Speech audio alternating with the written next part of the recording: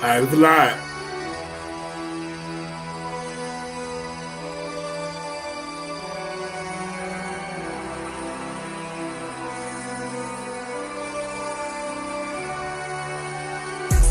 Wanna murder me, but never heard me. Intellectually, it's a murder scene. Claiming you a scholar, get the clock out. Claiming you a scholar, get the clock out. Wanna murder me, but never heard me. Intellectually, it's a murder scene. Claiming you a scholar, get the clock out. Claiming you a scholar, get the clock out. Black excellence at its finest. Yeah, using big words, but he can't define it. Then it hit him with the cannon, don't you stand behind him. It's about to get hot, watch him change the climate. He's nothing but a novice and he show his heart. Man, I think this rookie's done, sticking with a fork. Yeah, he treading water, swimming with the sharks. You will never see the light, living in the dark. The only thing he study is this information. Till I show him all his flaws and his calculation. Gotta leave his dummy dead as a demonstration. So I hit him with the case with no hesitation. It's a wealth of knowledge you ain't never seen. Chop his body up and weigh the dead on a triple beam. Got this bully on my phone and he keep calling me. Need me to come and pick him up from another murder scene. And he's telling me, I don't know why they keep invading me. I said we just don't keep kicking their ass into reality. Shoot the 7,000 said they want a war, but they should have already known that we were looking for. Wanna murder me, but never heard me. Intellectually, it's a murder scene. Claiming you a scholar, get the clock out. Claiming you a scholar. Hey.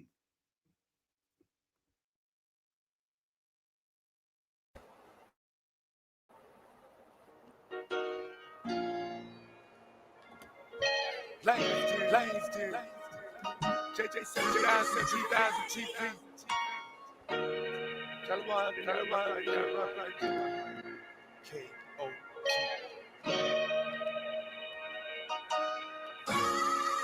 See ya.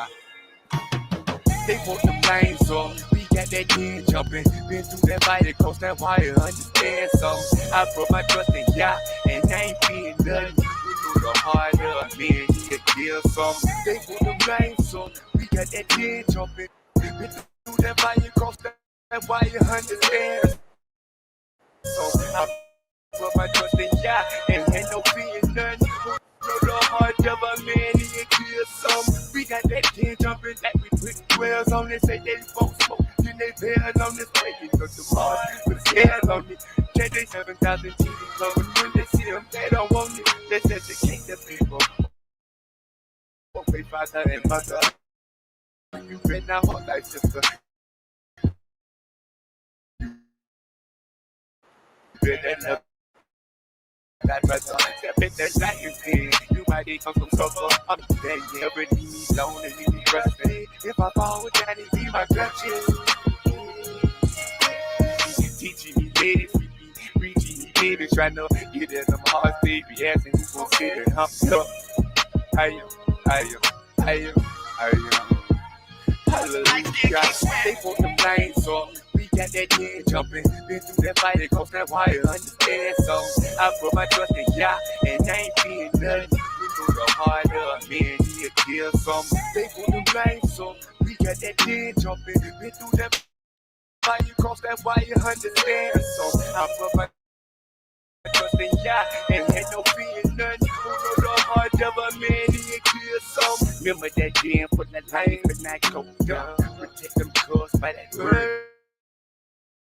You don't know, who teach you about some other guys? We don't know, but among these people, never feeling no need. When you go into pain, defend it just like we do.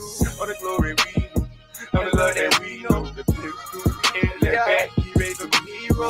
He raised sons and daughters, he praises to the Father. It's so sad, so don't even bother. I got them troopers with me, they know we know the scriptures. Reflection on their face, I think you get the picture. We stepping on the actors, so you gon' get the issue. We're called by the bird, but I'm still fishing. JJ 7000 TV, time to handle business. Time to handle business. They want the flames on. We got that head jumping. Been through that fight and crossed that wire, understand? So I put my trust in Yah, and I ain't being nothing. We go the hard up, man, he'll kill some. They want to blame some. We got that head jumping. Been through that fight, you crossed that wire, understand? So I put my trust in Yah, and ain't no being nothing. We go the hard up, man, he'll kill some.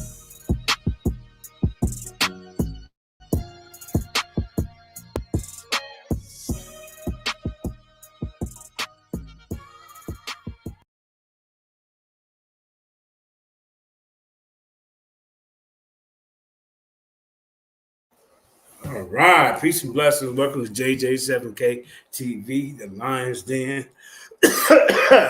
Hey, peace. Hey, we got a good show for you tonight. We got the Lions Den Intercontinental Champion in the building. Xion Warchild. He on his goddamn. Yeah. Hey, he on his victory tour. You know how we do in the den, man. You know, champions go out. They had to erase it, though. You saw that. You saw that. Yeah. You saw they had to erase the victory, right? Damn. Wow. The name of this one is Xion Warchild Destroys SVDL Reject Task Exclusive. So you guys ain't built like us Lions Den debaters, man. That's a champion that you go. I don't even know why you call yourself a GOAT. Go to what? The fishbowl? Come on. So yeah, man. Hey, congratulations on your victory, man. I heard. You know, judges was 2-1, 2-1. You know. Well, so, it was two judges, but they had a scorecard. They had a scorecard. Go ahead. And the way the scorecard played out. Speak on. Yeah, so there was two judges. You know what I'm saying? They had a scorecard, and the way the scorecard fell out, according to the criteria of what was set by the brother A1. You know what I'm saying? I still won in the numbers. My numbers were still over SVDL. You know what I'm saying? Now, I got issue with how the thing was handled. And it's fine. Like, I still won. I got paid. The nigga just shot me. I'm sitting over here. You know what I'm saying? Thank you, A1. You know what I'm saying? I got some blue cheese on your dime, baby. Hallelujah, holla back. You know what I mean? And I appreciate you for that. You know what I'm saying?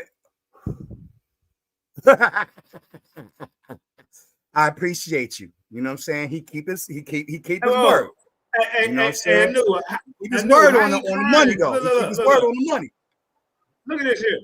Look at this right here. How is he crying when he won? I'm not crying, bro. The point is, we're gonna review the fucking debate. Victory cigar. What are you talking about? Look. So Lorel, what happened? See, Lorel has always been a hater, even though Ruben supports me, you know what I'm saying, and I will support, you know what I'm saying, Naga to the degree that I can, you know what I'm saying, because I get what they're doing. However, Lorel always still has some contention, and that's okay, you know what I mean? Because I love Lorel. I love Lorel. I love Lorel. You know what I'm saying? He's my nigga. But you know, he always going to light some fire under my ass. It's okay. You know what I'm saying? What I'm saying is, how is it? This is hold up, Zion. This is a victory celebration. What he just said in the chat is not what the debate was about. This ain't nothing new. Go ahead, brother. I'm saying this ain't nothing new. This is a victory celebration, man. Come on, bro. This is a victory celebration. Actually, bro, he only pays the victors. And he said in the chat that, why are you mad? You won, Zion. I'm not mad because I won. I'm mad because the brother got upset with the judge. Wait a minute. Whoa. And tossed him into he went all the way lit on dude in the midst of an audience that was primarily filled. He didn't even have to do that. 90% of the audience, Lorel, were supporters of exclusives. That was he was restreaming on another stream. And if you looked in the chat, it wasn't just the Clash of the Titans chat talking. In the chat that was showing up on the screen, it was also Taz Exclusives webpage. And they were extremely nasty and disrespectful. but he shared that shit. Now, when the first judge, I need you to listen, Laurel. When the first judge made his ruling, it made all of his ruling in the favor of Taz. I said nothing. I was quiet. I muted my mic. Taz came in, you know what I'm saying, built off of that, what have you, respectfully, boom, boom, boom.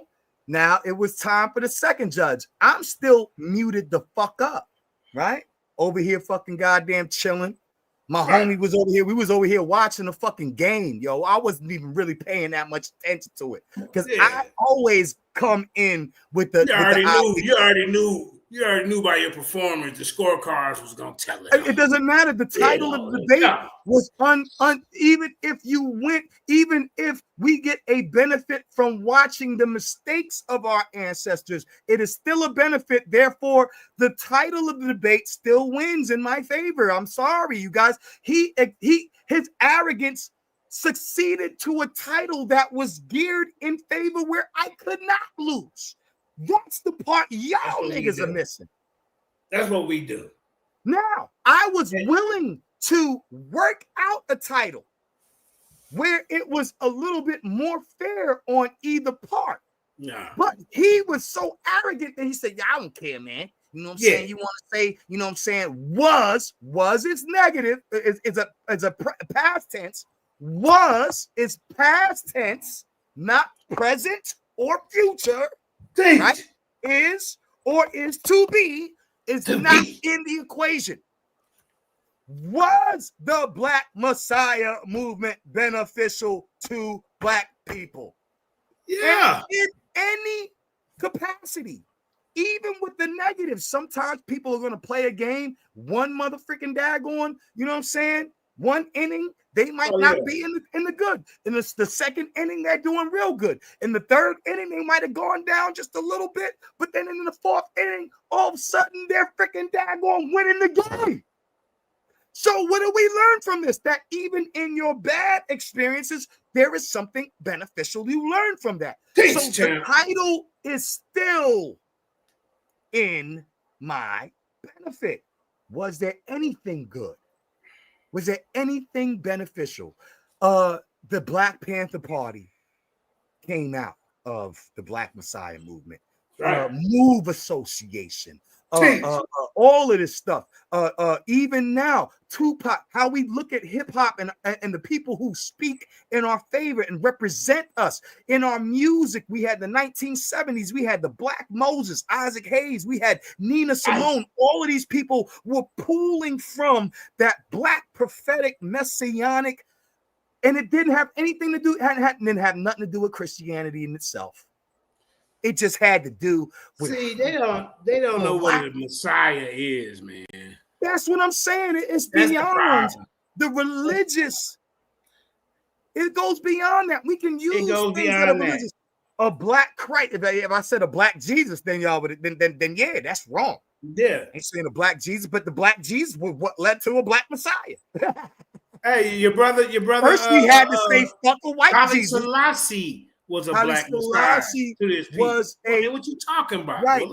And even with that, you had Marcus Garvey. Whether we agree, I'm not 100% on Marcus Garvey, but was his speeches empowerment to our people? Listen to that nigga and see if the hairs don't rise off of your nigga neck. Right.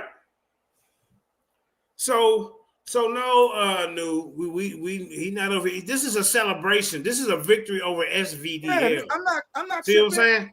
See, them are ops.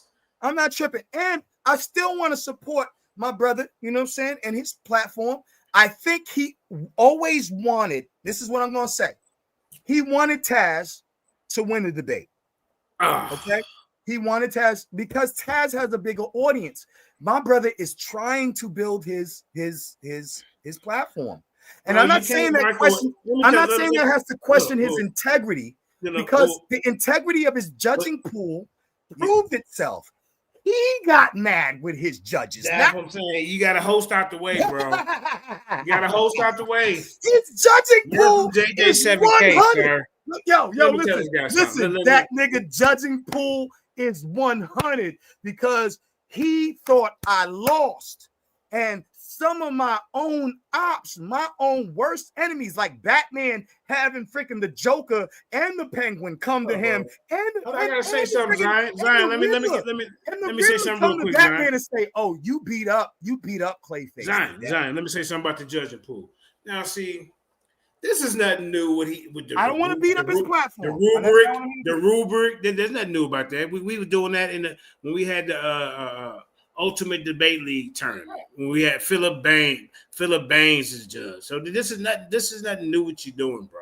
But for the audacity for you to get mad, it works so well. The same guy that was crying to 7,000, talking about he gonna be fair when he create this league. Well, ladies and gentlemen, let me give you a little memo that was coming out. JJ is in the worst a building with another brother, and I'm gonna tell you something. This debate league gonna take off. All right. His channel gets 40,000. That's the lowest he gets. 40,000 views. Compete. No, you know what I'm saying? Bro, I get you, but you ain't got to listen. The words expressed by JJ 7,000 are the words expressed by me. The words of JJ 7,000. I don't care what any debater to deal with me. They can go anywhere they want. But I'm gonna give you the opportunity where you can be seen before 40,000 people. That's even gonna outdo Sarnetta. He barely can crack 6,000-7,000 with 205,000 subscribers. Sorry, it's about to happen. And I ain't gonna be in the way. What the hell you getting mad for? Because the judge voted for somebody over here. You don't control the destiny. You don't mad because you know he had to throw another $50 at Taz. That's why. This is what he did. He paid $100 and he's only supposed to pay $50. That's what he get. Dude, he told me I was because in the audience the judging pool did what it was supposed to do. Hold up, man. This dude's a bozo, man. I'm not gonna be nice to him. Like I said, these are my words. Okay. I'm Zion's. All right. So let me just say this, Zion. Let me just say this. You are a bozo. You don't know when you got it good. You want to throw people under the bus because you think a crowd I'm gonna get Taz's crowd. For what? One debate? You think they're gonna keep hanging out with you? I get it. He wants an audience and he needs that. And that's why I'm gonna give y'all an audience about how to try to bring in the chat. We always gonna have those discussions. Even me and you talk about stuff like that. Listen. You know what I mean? We finna give. Listen, Zion, you gotta listen. Fuck that little big ass audience. Fuck that little 5,000 views. I'm not in competition with nobody. I am. I'm the promoter. I am. Y'all heard him, right? Y'all heard him. Damn these niggas. They don't want to play right. They want to do all this secret, hidden judges, and now a dude want to throw the judge off because he mad because he voted in somebody's favor. It's a joke, bro. Any debate you see me host, I'm not in the way. But you got to be ready for that, man. Man. Don't ever affect you. Listen, let them tell you don't. I'm gonna tell you right now, Zion. Let me say something. Let them tell you don't fool with JJ. Don't fool with JJ. But when we take off, I don't want to see none of you niggas. Listen, when we take off, I don't want to see none of you niggas that was up there listening to these goofballs talking about don't fuck with JJ. Don't come over here now. We finna take off. I promise you. So none of them little views you getting over there. Watch me, man. Come on, bro. With less subscribers, we're gonna have way more views than what you getting. And real content and non-biased information. Together. I think we're gonna get more views when we work together. All of these platforms, man, anybody working in some form of capacity. It could be LIONSDEN versus Clash of the Titans. It could be freaking Paradigm Shift versus Clash versus LIONSDEN versus, HOK be a freaking daggone major, you know what I'm saying? I mean, why aren't we doing what white people will be doing with these platforms? Why do we always have to fight against each other? White folks will literally be fighting against each other and supporting each other's platforms at the same time. Well, let me say something. We're the only one who try to tear each other down. And let me say something, guys. Become big because they let each other be, and they make each other become big. I'm not listen, bro. I tried that kumbaya bullshit. It's not kumbaya, listen, bro. No, I'm not. Listen, I done been backstabbed so many goddamn times, bro. Bro. But what I am gonna do I'm gonna provide the debater with an audience where you can get 40,000 for your video, for your damn debate. Now look how many people you're reaching. I'm gonna be out the way. I got Watch. a whole different vision, bro. I done linked up with a brother. Hey, look, I done linked up with a brother. His channel is booming. I You hear got a me? whole different vision, man. So all I gotta say, all y'all trying to hold on to, I better say this one because JJ saying this about his odds. I'm not a part of that, man. I'm not asking none of you to be in the way of that. No, nobody. Them niggas can get mad if you're over here or not. They can get mad all they want. I'm listening. Yeah. I'm telling you. But me personally, my disclaimer: F them niggas. They don't do right. They don't do right. They don't deserve a big audience. They don't do that. They don't do right. So, like I said, no, everybody has made mistakes, though, bro.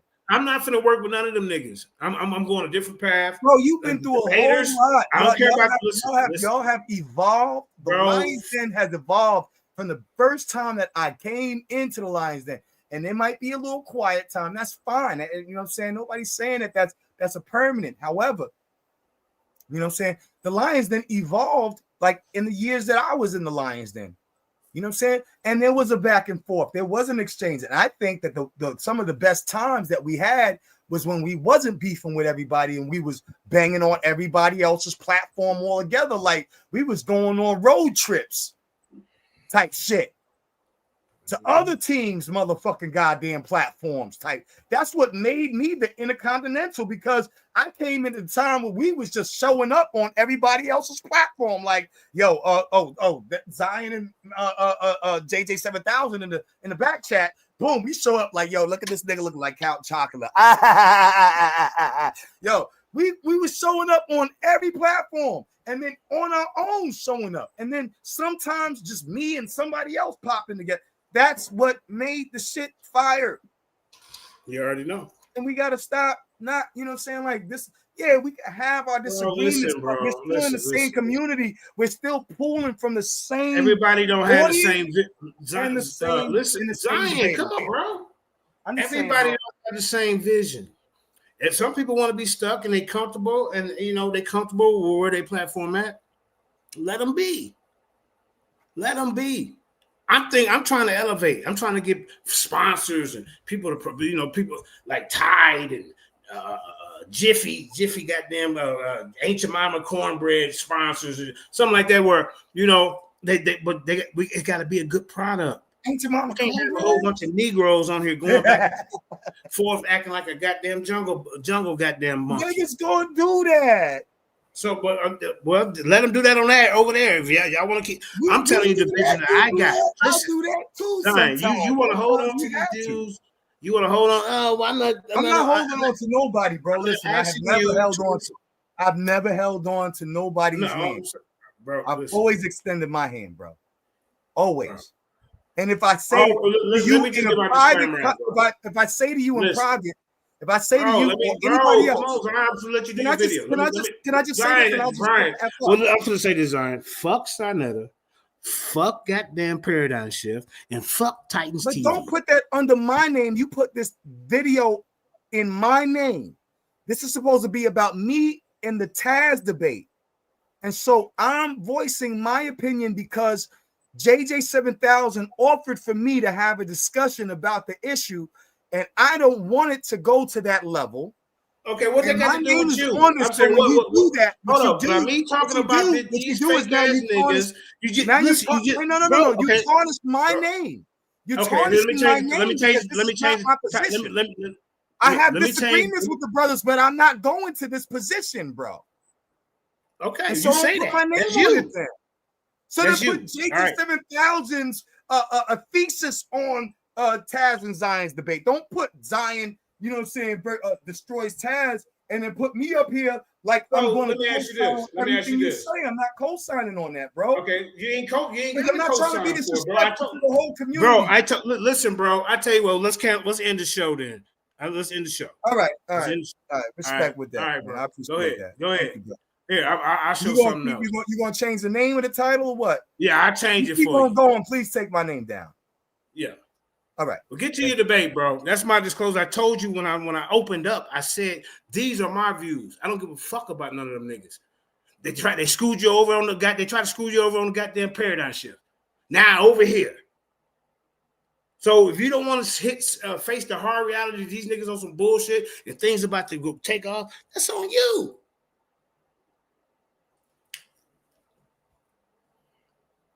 Let me get this out of here. Let me get this video out. We finna do something else. I'm gonna take his name up out of here. I'm gonna take his name out. Hold up. Let me see what I want to talk about. Give a damn about none of them. I don't give a damn about none of them platforms. You already know I'm at war with all of them, so what you expect?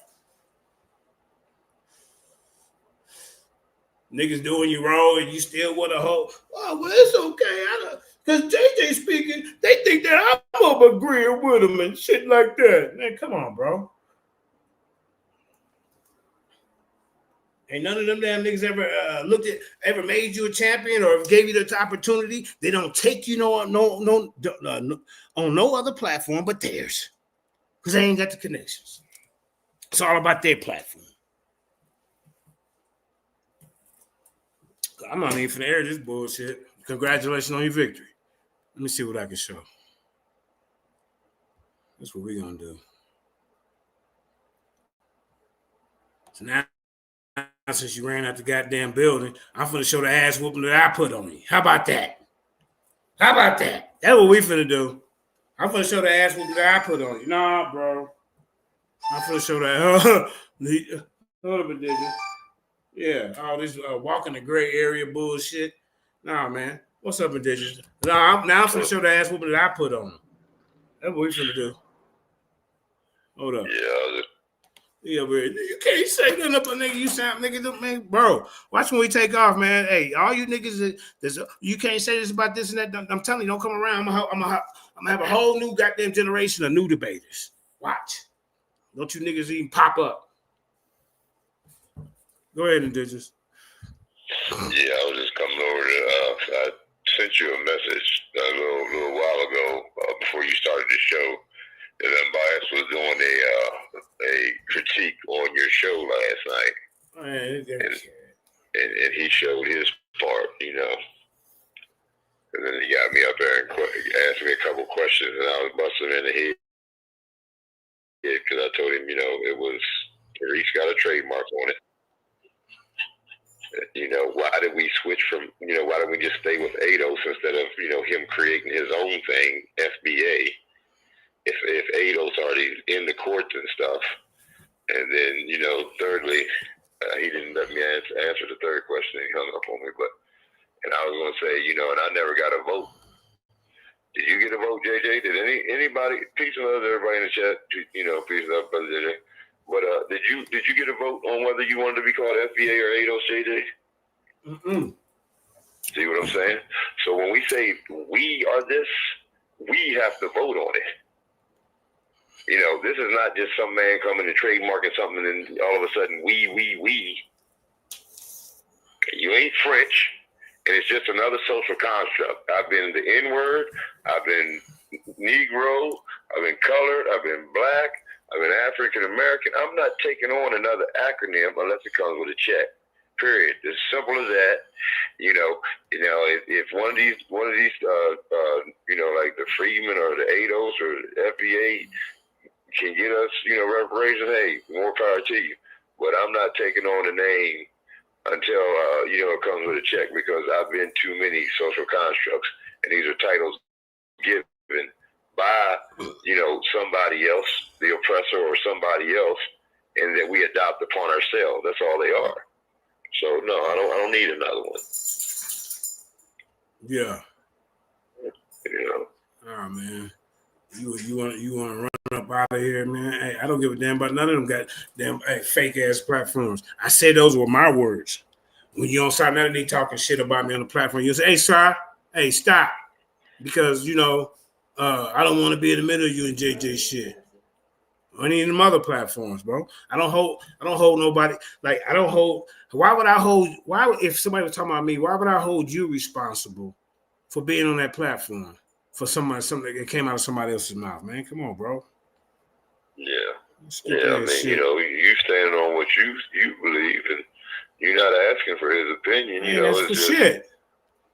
You know, but you know, you're entitled to your opinion, you know, just like everybody else is. I mean, you know, that's all it is, you know. But you know, you got people on here, like I said, who's, you know, just like Unbiased. He's over there, man, fanning for Tariq Nasheed. You know, didn't have no say on creating the term. Didn't have no you know, memo sent to him saying this is what we gonna call ourselves from here on out.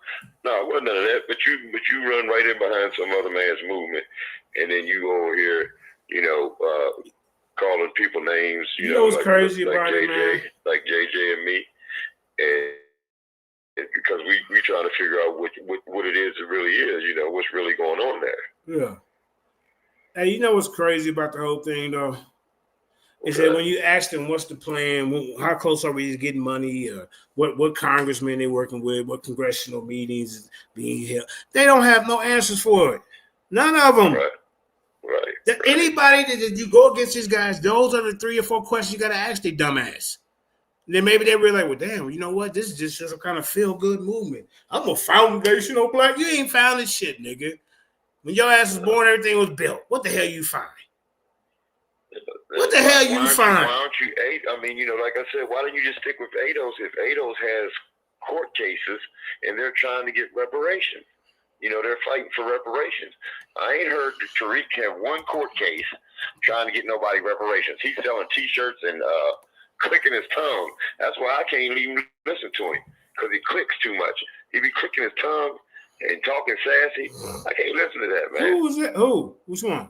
Tariq Nasheed. I don't even listen to him. Oh, he be clicking his lips and putting on what was it? It was just a chapstick and you know, every time I'm like, man, what is wrong with this dude? Yo, you are too big. You are 2'9", 300 pounds, and your tongue. God damn. That's too funny, man. Let me see. What could I show?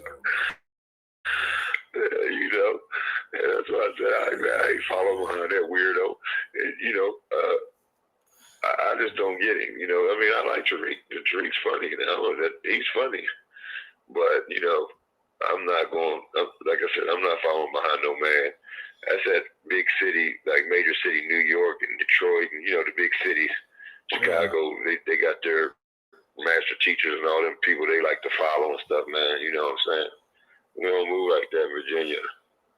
You know what I'm saying? Maybe in Richmond, I don't know. You know what I'm saying? Maybe in Richmond you got a couple people moving like that, but nah, ain't no man guiding my steps. I'm too old to have some man guiding my steps.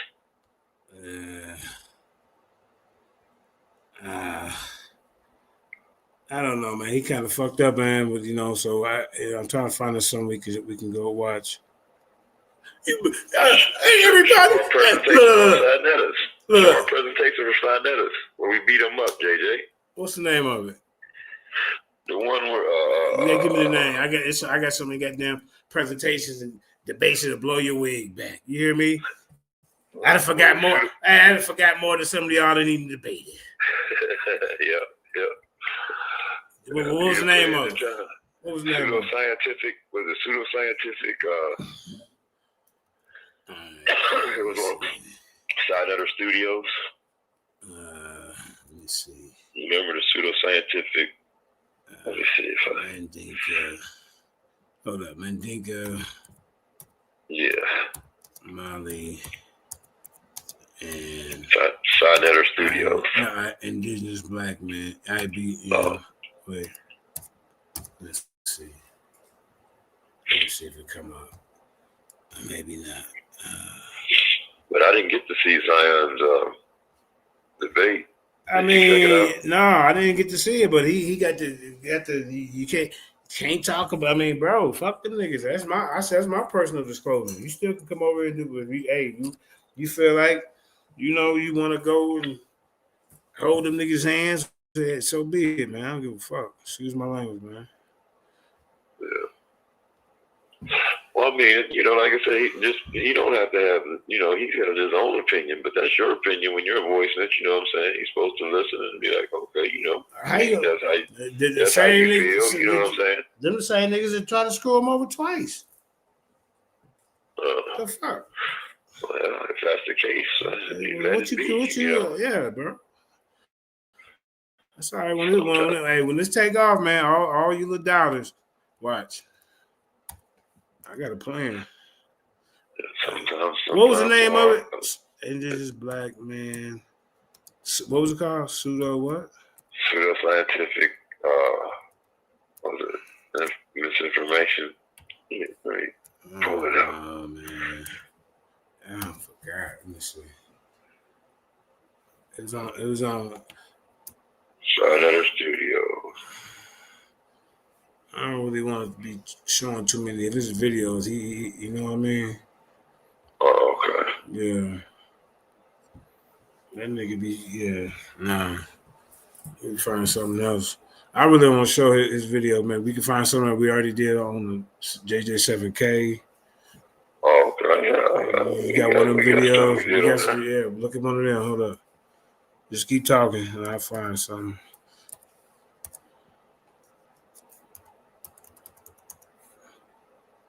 We did that show on a couple months before the one we did on Side Netter, and it's basically the same thing, remember?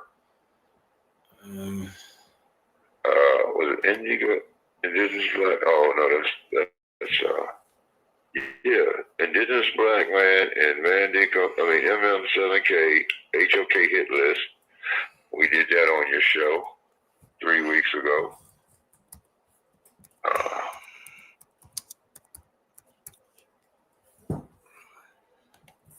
Where's that one we did?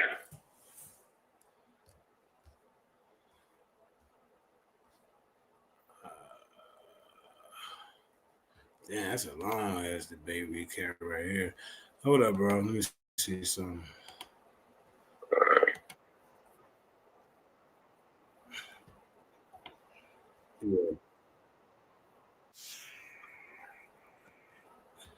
Yeah, we gonna show. Hey, bro, I'm gonna show since he got his name in the title. I'm gonna have to remind him of the ass whooping that he got from me. Oh, when you yeah, you and Zion debated. You remember that one? When was it? I'll show you. I'm saying, how what did it say underneath? It was November 2nd, 2024. Okay, yeah, okay. Here it is right here. All right. We'll maybe, I mean, I don't really want to, I mean, even though this is, but I'm in this content right here. I don't give a damn what the nigga say. All right. Here we go. This is me and Zion reviewing our debate. Get it. You hear that? Yeah. We're Zion about to try some freestyle bars on you. Yeah. Let me get past that. Hold up. I thought JJ was gonna jump up there. They're gonna have JJ on the screen doing his juke joint jiggle. Ryan, you there? One right here, baby. Dance. That's right. I'm who you be?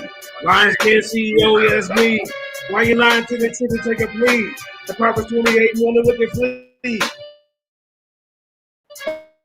I'm gonna walk you down.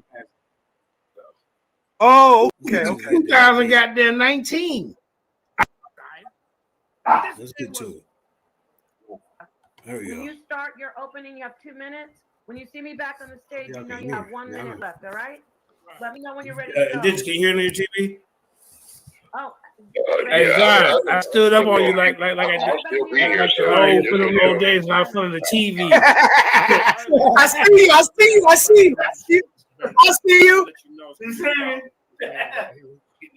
I see you. Turn it up. Selassie this, Haile Selassie that. You know what I'm saying? He a murderer. You hear me? He brutalized people. He condoned child trafficking. Can you hear it on TV? Okay. Cool. I'm gonna show you the documents on that. You hear me? Who did he free?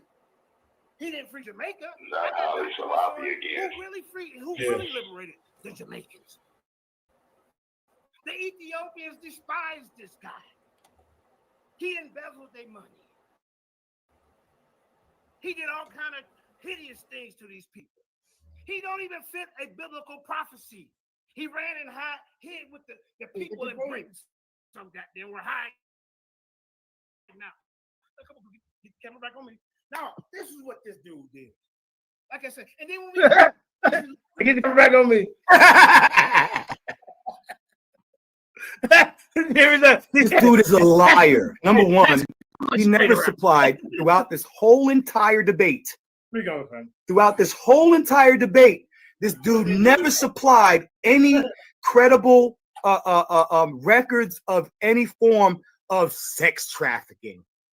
Haile Selassie actually donated his whole entire school. His whole. Hey, Zion, get me. Wait, hold on. I gotta pause it. I'm trying. That's my commentary. That's my commentary. I want to pause. Yeah. Play your comment. I want to cut all my commentary out. Okay. All right. I want to cut all my commentary on this video out because I want this to be a fair, you know what I'm saying, recap. You understand what I'm saying? Bet. Yeah, no, I just realized that that it was going into my commentary. So yeah, I got the whole entire palace. Why are you still alive? Let me open up to be a school for children and the Antichrist and the false. All right, and when it comes, is my opening done? Hold on, no, yeah, your opening was done, and then that's my opening because I didn't bring up a screen. I didn't bring up the screen yet. You know what I'm saying? So I got to go back and forth between the.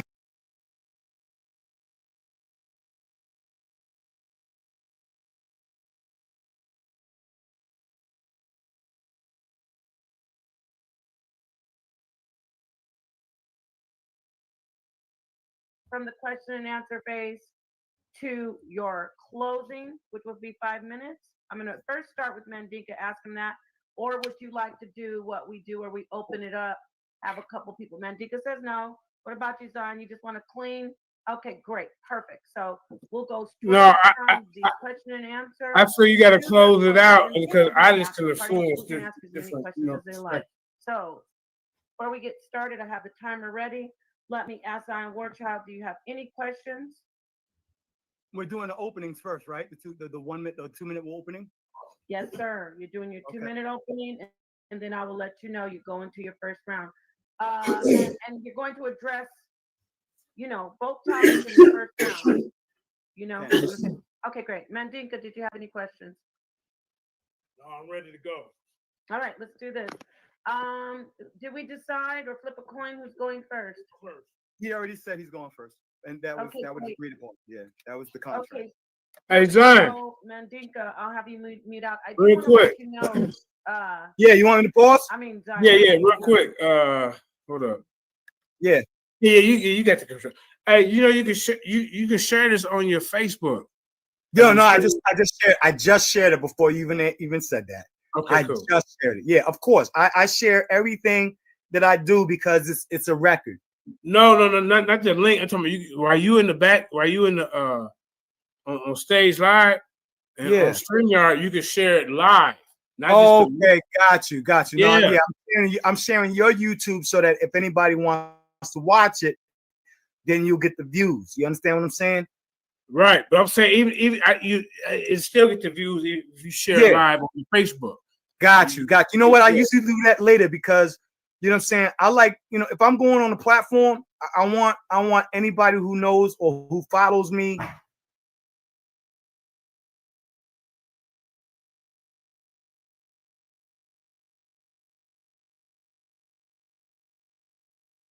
to get those views to the platform.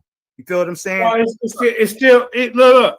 Like I'm streaming, but you can restream to your platform. I still get for the views, and then got you. I'll do that right now.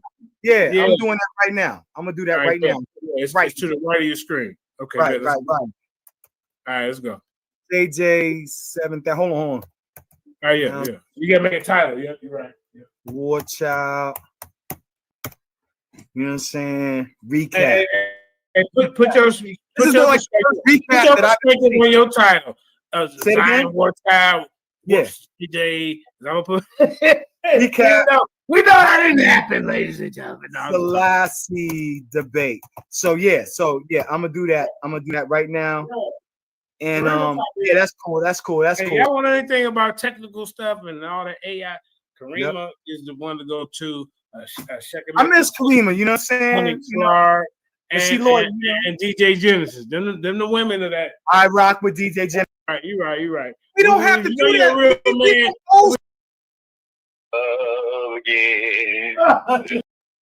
Keep it 100.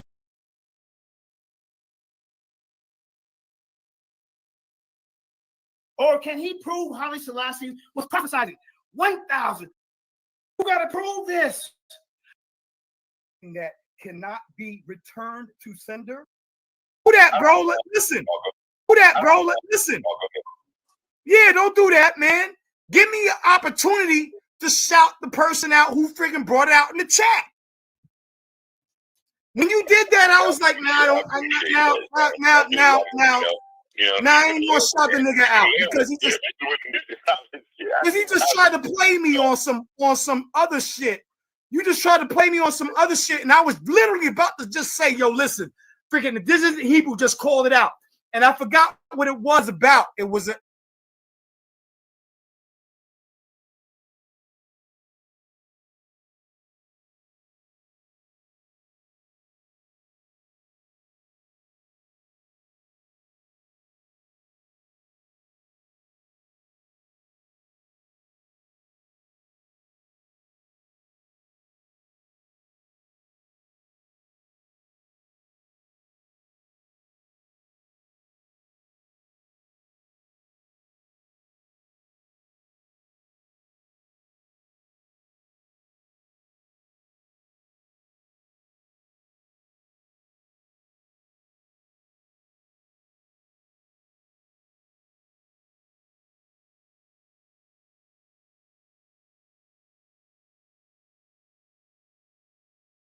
very important topic we were discussing, and you said, "Oh, it was keep it 100." You know, especially 1,260 days in sackcloth would be able to that cannot be returned to sender or sent to an address. It has no relevance. So what we have here is an argument of a fallacy, a logical fallacy. Okay, thank you. Let's go right into let me share my screen. The first. Yeah. Share my screen. Let me know you can see my screen. All right.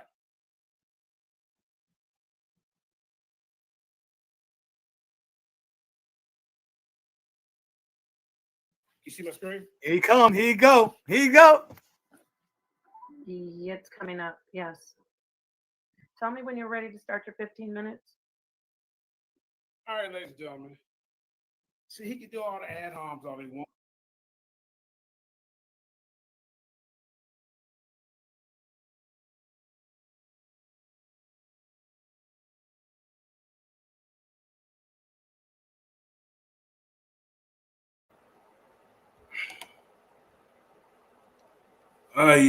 Did they give you permission to come back? What the hell's going on? Yeah, that was the most awesomest motherfucking goddamn marketing fucking moment in my whole fucking goddamn. I love you, bro. Thank you, man. Do you want to show this or not, bro? You talking about me, bro? Yeah, we can still do it. What I don't want to do is I'm not trying to disrespect niggas. I'm going to point out where I think where did we go wrong? I ain't trying to, but I told you, bro, I ain't trying to kumbaya. Baby, tell me what we wrong. You hear me? So do you want to show your debate or not, bro? Yes We or no? can do that. Let's do it. Let's show the debate. All right. Show the debate, man.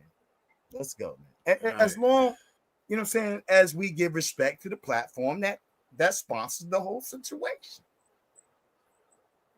I mean, you can't, if you're gonna show it, right? You gotta allow them. I mean, everything is in the background, so you know what I'm saying. I'm sure he won't. I'm sure he won't hate if you use the content. No, use the content, but I don't have to, bro. away the background. I don't His have to background use has content, everything bro. in it. Everybody can find his page, so they know where he's at. Let's keep it 100. You know what I'm saying? If we're gonna use their material, you know what I'm saying, they should get some benefit out of it too. Right? Man. They get some benefit by me like if mentioning niggas it gonna right have here. a conversation about JJ 7000, guess what? You know what I'm saying? All publicity is what? Say it with me. Say it with me, JJ. No publicity. Good publicity. How about that? I don't need to. All right, man. Let me just fix your face. I know what you're talking about, man. But I with the crybaby, you know, I'm just nah. No, I'm not here to cry over nothing. I wasn't. So we're gonna play your video. All I was coming here. I ain't talking about you, bro. I'm talking about my brother. Man, my brother, I know he let his bias come you between. can't tell me not to address You know, my come between bro. us. That's all, bro. Listen, I'm at home. Listen. But it didn't come between his judges. See, you don't be listening. I'm at home.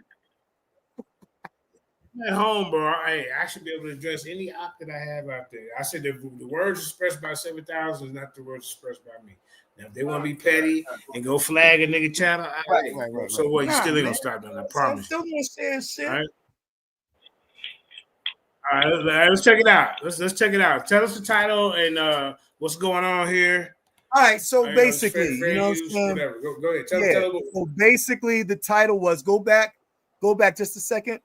The title was the Black Messiah movement of the 1920s, 1930s beneficial? When you say beneficial, now we're talking about a product of the 1920s and 1960s, correct? Right? So was it beneficial product of to Black people? The recipients of said product, right? So in that statement, is a past tense. We're talking about from the 1920s and 1930s, and the benefit would have to be relative to a time period thereafter, 40s, 50s, 60s, 70s, right? So then that goes into the civil rights movement, 1940s, 1950s, and then goes into the Black Power movement, 1960s, 1970s. Hallelujah, holla back. And in that, we understand that the term Black Messiah was not coined in the 1920s and 1960s. However, there was an ideal of a Black Redeemer, a Black savior that was to counter the white iconography in the religion and the white supremacist Christian doctrine. Black people began to reinterpret the Bible to mean something that was beneficial to themselves. So the people of the Bible, the heavenly hosts, the children of Israel, even the people of the outer lands, the Gentiles, all became Black. That's one of the reasons why even Black Comedicism even came about later on in years. Hallelujah, holla back. Nobody would have questioned religion if religion wasn't challenged first on its first battleground, which was white divinity. The first thing that had to be challenged for Black folks, since we were enforced with Christianity and the Abrahamic faith, was to question the racial connotations that we received. Racial connotations, right? As a people as FBAs. We were dealing with white Christianity, Anglo-Saxons, Protestants, Catholics, evangelical, So Black folks had to reject a white dichotomy first before they were able to do anything else in the realms of rejecting even religion as a whole. You wouldn't have gotten here if it wasn't for your ancestors first saying, yo, fuck your white Jesus, yo freckle back frog neck, pig face, pasty ass. Jesus.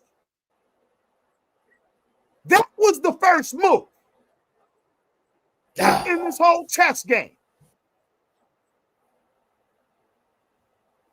Was it nothing good? If there was nothing good in the COINTELPRO, hey, family, we've been on an hour already. Let's get to the debate, family. Let's go. Let's get it. Yeah, we know your point. We see you. We see you. That's it. Now, hold up. One more thing. What is Taz's point? Taz wanted what does he say? Bring a whole bunch of red herrings and straw man arguments with some false messiahs, some people who tried to use Black religion. They were going to do that anyway, whether there was a Black Messiah or not. The difference is a Black Messiah is committed specifically to the movement of Black liberation, not towards religion necessarily, not towards indoctrination or worshiping his Black behind as the Messiah. He brought up Jim Jones, which actually used white. Actually, Jim Jones is the antithetical to everything that is Black Messianism. Why would he bring up Jim Jones? Dollars and freaking daggone TD Jakes, all of them are antithetical. Those are the niggas that would not march.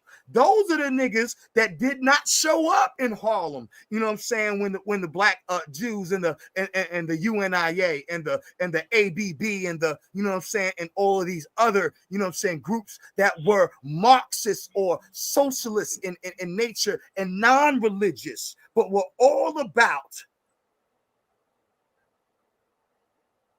the liberation of niggas.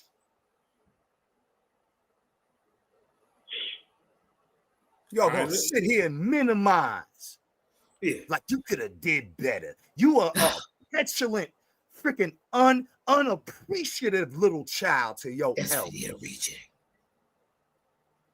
Hating on your parents because they did the best with what they had. Nigga. I better sit down somewhere. The child is to be seen and not to be heard. Call him a childlike mind. Is you ready to get this train going, bro? Let's get the train going, man. Let me see. I heard it was a train wreck. I heard you ran the ball. It was, man. It was clean. It was clean. I had to call the police. I had to tap dancing around. Call the police. Man was running. It was shooting at him. His going up. I heard about it, man. Let's get to this, man. I heard what you did to him. Here we go.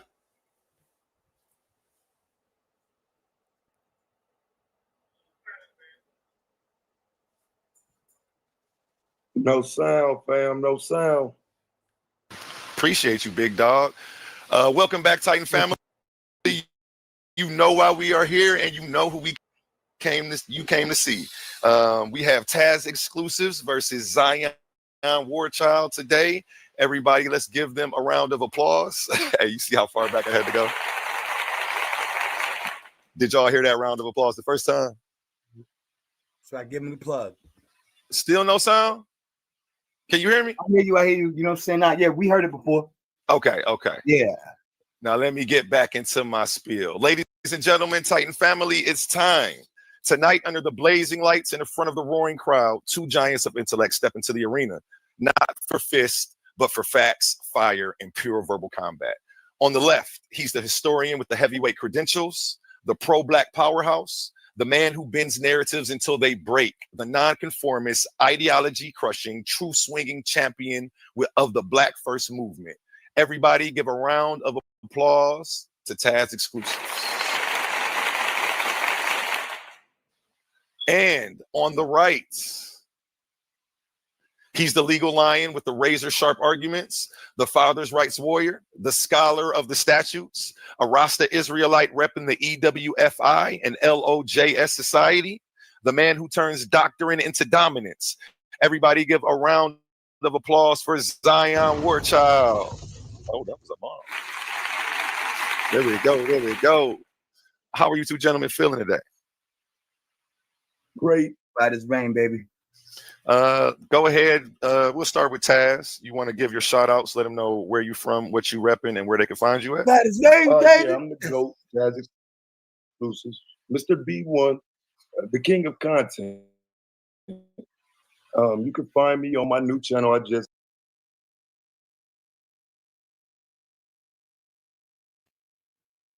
No, you can keep playing. You keep playing it. Let it fly, man. You can push forward got a it little back. bit. Yeah. It was a good debate, man. It was a really good debate. Nice and clean. But you know what I'm saying? You can interject when you see the fallacies, right? And you see the straw mans. Because he started off with a straw man almost immediately. But I'm gonna let y'all take, you know what I'm saying? I'm gonna let y'all take account.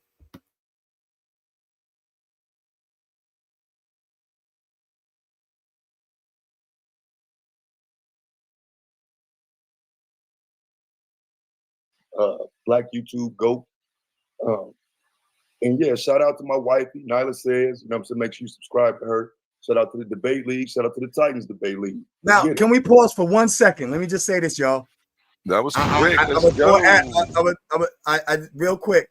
You know what I'm saying? Now, Taz Exclusives is known for a lot of the blue pill, you know what I'm saying, red pill, you know what I'm saying, red pill kind of talk, you know what I'm saying, black manosphere, you know what I'm saying, black male, you know what I'm saying, a lot of things about black sisters and stuff like that, a lot of things about, you know, what's going on with marriage and what have you in the black community, which is all good. Those are great conversations, but that's what he's mainly and primarily known for.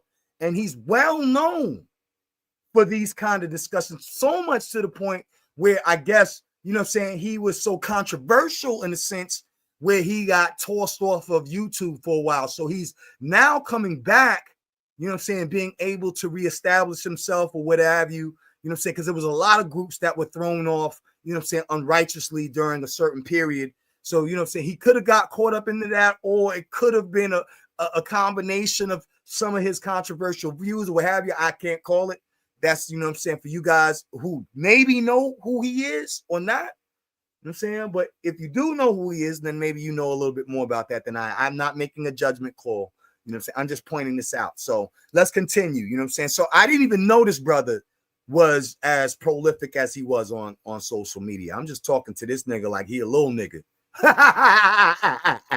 Like me and JJ 7000 tend to do.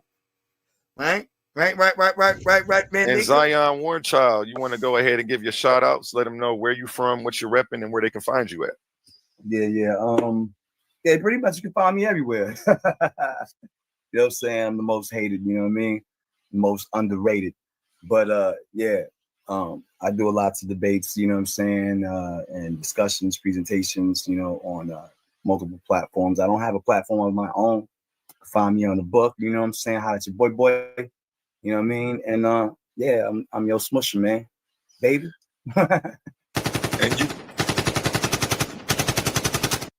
And you could definitely find both of these gentlemen on my page at Titans Debate League. Hopefully we have Taz dropping some content soon over here, and we've already got Xion scheduled with a couple presentations following this debate and the results. So be on the lookout for that as well. And yeah, what we're going to do is go back into the rules just for clarity for the people in the audience and for you guys as well, so we're all on the same page. And then we're going to go ahead and get this debate started. So let me pull that up. All right, warriors. Listen up. Clash of the Titans official debate format. Rule number 1, order of speaking. The affirmative, the side advocating for the resolution, always presents first. Rule number 2, opening statements. Each debater delivers a 3-minute opening address. Rule number 3, argument rounds. There are 2 rounds per participant. Round 1, presentation of their primary case. Round 2, rebuttal of the opponent's arguments and or further development of their own position. Each round lasts 12 minutes. Rule number 4, turn order. The debater who speaks first will also close second in the rebuttal rounds, Q&A period, and final summations. Rule number 5, cross-examination. Each participant has 10 minutes to interrogate their opponent. This time belongs to the questioner. Pauses or hesitations are counted against their allotted time. If progress stalls, the moderator may intervene only to keep the exchange moving, not to address the judges or the audience. Rule number 6, closing statements. Following Q&A, each debater is granted 3 minutes for a final summation of their case. May the odds be forever in your favor. All right, gentlemen, do we have any questions about the rules or the format? No. Okay, I think that you two both agreed to add an extra minute to the closing argument. So it will be 4 minutes instead of 3. Is that correct? Yeah. We're all on the same page. That's great. Let's drop a bomb for that one. I love when we all in sync like that. And whoever's taking the affirmative will be going first. That is Aye. Let's go. Okay, what we're going to do is I have your screen shared. Hold on, don't start anything yet. Let me go ahead and get this time clock up. Because Wu-Tang is forever, motherfuckers. 3-minute opening address. That's why.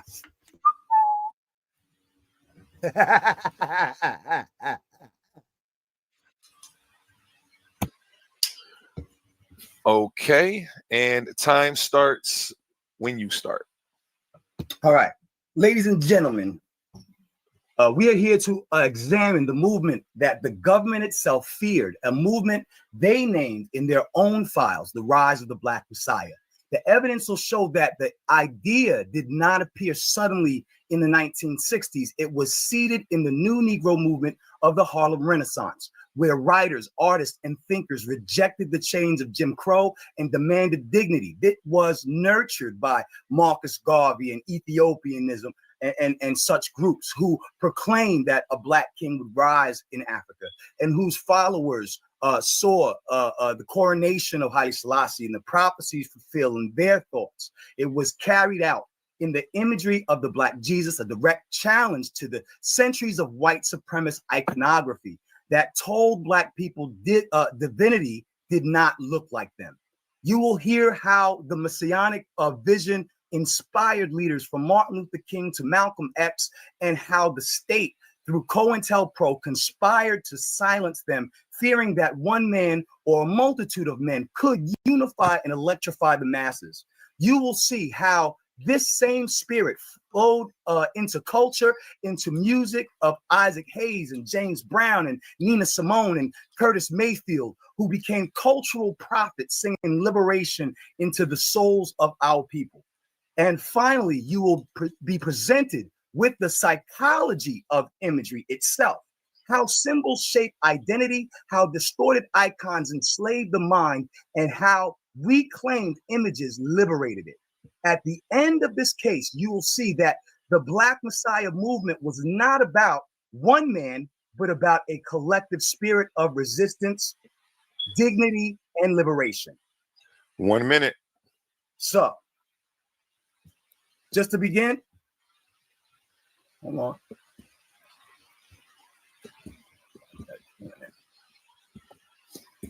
The new Negro movement, predominantly during the Harlem Renaissance, represented a cultural and social shift among African Americans in the early 20th century. It emphasized a more outspoken advocacy of dignity and refused to accept the racial segregation laws of Jim Crow,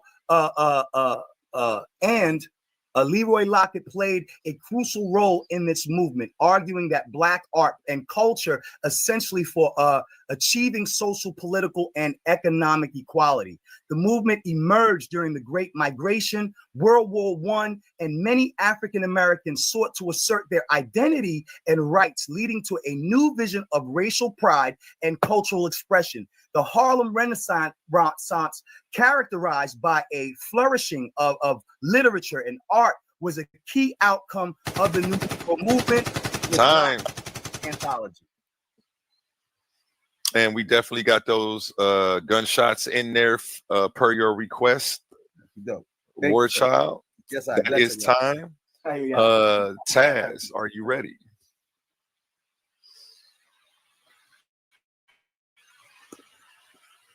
Opening round.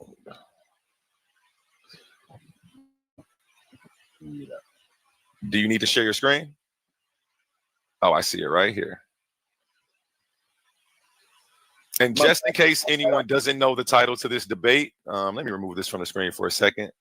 The title of the debate, I should have said this at first, was the Black Messiah movement of the 1920s and 1930s beneficial to Black people. And Taz, it is you, and time starts when you start. Okay, cool. So my bad, I was muted. I would like to thank everybody for coming out to the debate tonight. The topic tonight we have about the Black Messiah movement. I will be proving that the literal and metaphorical version of this conversation was not beneficial to the Black community. What we will not do is redefine what a Black Messiah is, but more so go into the impact of what a Black Messiah has had on the Black community historically. I'll be showing you that the Black Messiah ideology has led Black people into a church. They've remained there from the beginning of this Black Messiah movement, and the movements that spurred from it completely disintegrated the Black community into multiple different religions, even more so than existed before we got into the conversation initially. We will be taking a look at things from the 1800s all the way up until today, because the conversation in itself is not just simply about a metaphorical Black Messiah, but also a literal one in which Black people were given in an attempt to redefine what white supremacy gave them in the Bible. So understand that today, I'm not here to disrespect the 73% of Black Americans that identify as Christians. That's not the point. The point is that this Black Messiah movement that elevates a person of a Messiah mentality, it takes the preacher and the pastor and places them in leadership roles in the Black community. This has had a negative example in the Black community for which we can look at.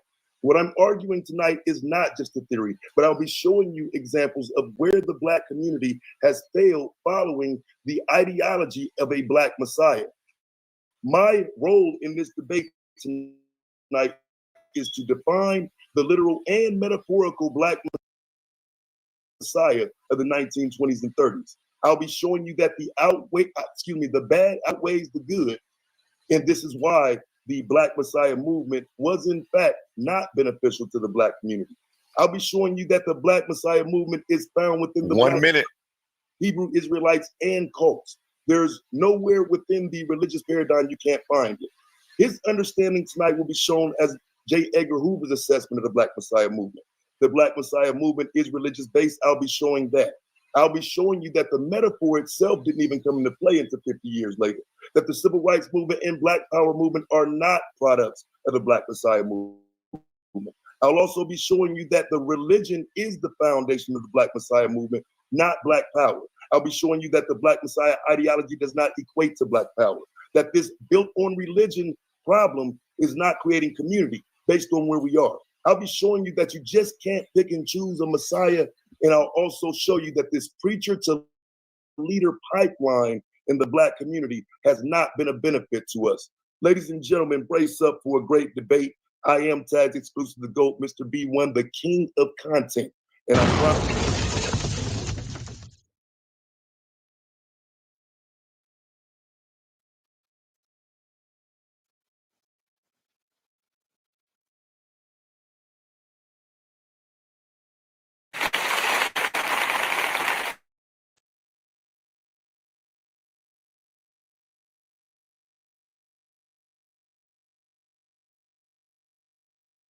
You ready?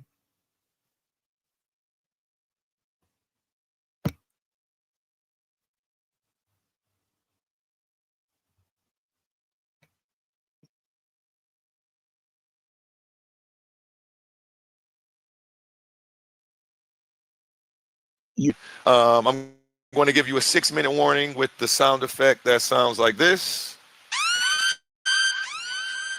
It's the 808 Mafia sound effect. I use that in a lot of my beats. And then I'm going to do that again at your 2-minute warning. And time starts when you start. All right, let's go. So let's define this, right? So when I say the Black Messiah movement, 1920s extending into 1960s, the definition, a set of religious or political currents envisioning a Black Redeemer who would unify and liberate African peoples. Now, roots, Garveyism, Marcus Garvey's prophecy of a Black king in Africa, which actually came from James Webb. You know what I'm saying? Actually, people attribute that to Marcus Garvey, but it actually came from Reverend James Webb. Originally, Harlem's Black Jews, commandment keepers, the Moorish Zionist temple, collective messianism tied to Ethiopia or Ethiopianism, Nation of Islam, Elijah Muhammad, framing of divine leadership. In 1960s, crystallization, Albert Griege Jr.'s The Black Messiah, 1968, FBI's COINTELPRO memos, fearing a Black Messiah figure. So when I say the Black Messiah, that term was not coined. And me and him have already had this conversation. He's not proving anything, you know what I'm saying? Because that's not an argument of discussion here, right? So the Black Messiah movement. So the phrase movement in itself, it was widely used in scholarship from the 1920s to 1960s, but the concept of a Black Messiah appears predominantly in sources tied to Albert Griege Jr., Black Christian nationalism in the late 1960s. Right, Grige's book, The Black Messiah, is related to writings explicitly frame Jesus as a Black Messiah, linking theology to Black power. He said it's not about Black power. That's a lie. Everything, all of this stuff is about power when we're dealing with the imagery of what people defined as divine. You know what I'm saying? In the 1920s, people saw the messianic language in the movements like Garveyism and Nation of Islam, but they were not usually labeled under this exact. You got theology, Elder James, the person who came up with that, the Jesus Solomon and Queen of Sheba. Stop joking, bro. Except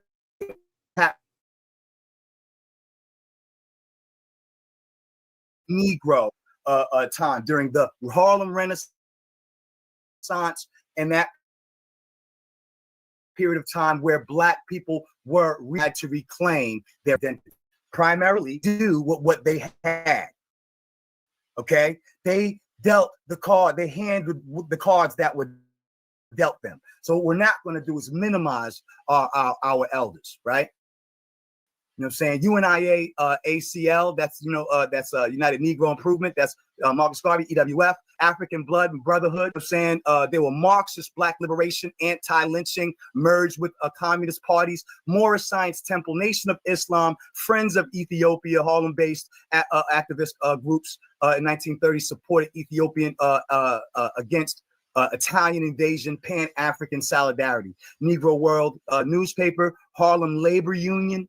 Okay, so we have a myriad of groups, you know what I'm saying? And that's just, you know what I'm saying, a small handful of them that were emerging at that time. Okay, so we had the Harlem Renaissance, we had the Negro, look, has no fear. This was the time when we were now standing up against our ancestors were standing up against the white supremacist status quo, and they were living, according to their own dictates, according to their own leadership. What people do not have some form of leadership? What world are we living in?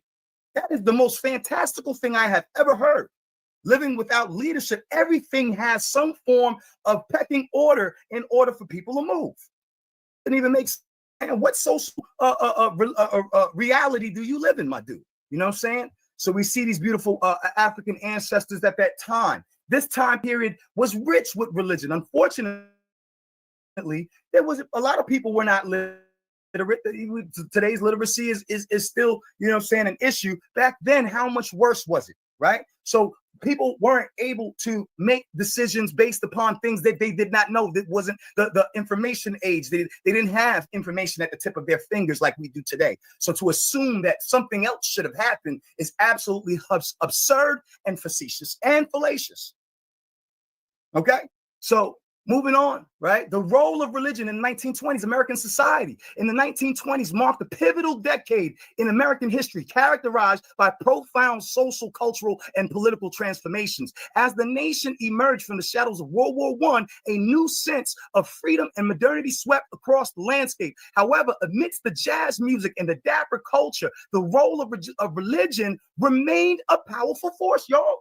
We're not going to condemn them for something that they had no control over. This is something that was enforced for thousands of years. And how did we do with that?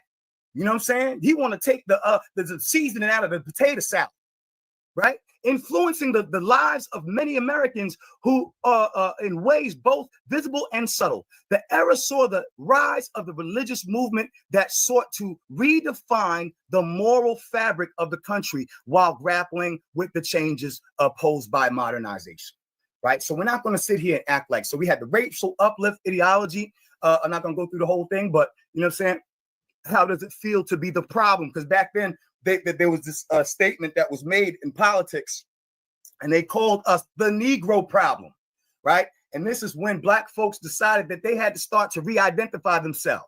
You know what I'm saying? All of this white iconography, all this white supremacist Christianity was being enforced upon them and reinforced over the years. You're not going to just turn around and say, hey, you know what I'm saying? This is fake, so let's just, you know what I'm saying? And ain't nobody doing that.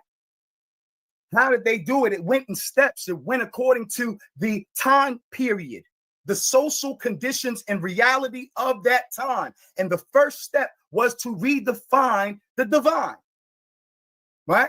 So to say that something that when you was forced to worship at the feet of a white Jesus, that now stating that, you know what, F your Jesus, you know what I'm saying? Ours has got to be Black.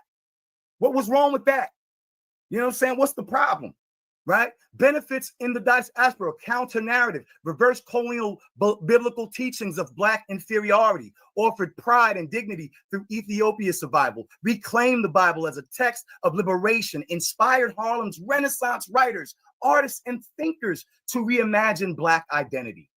How is that bad? Negro world, you know what I'm saying? Let's go, continue. Here.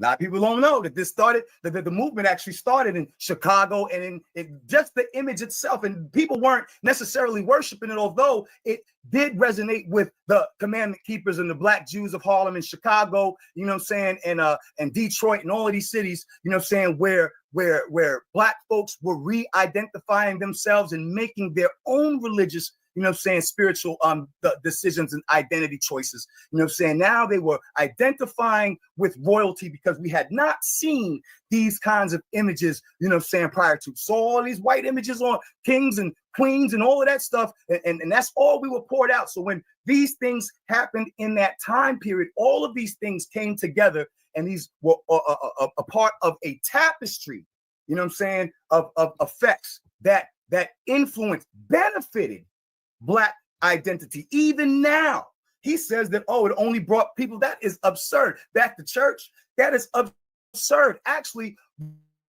this actually caused people re-identifying or even questioning religion in the first place, right?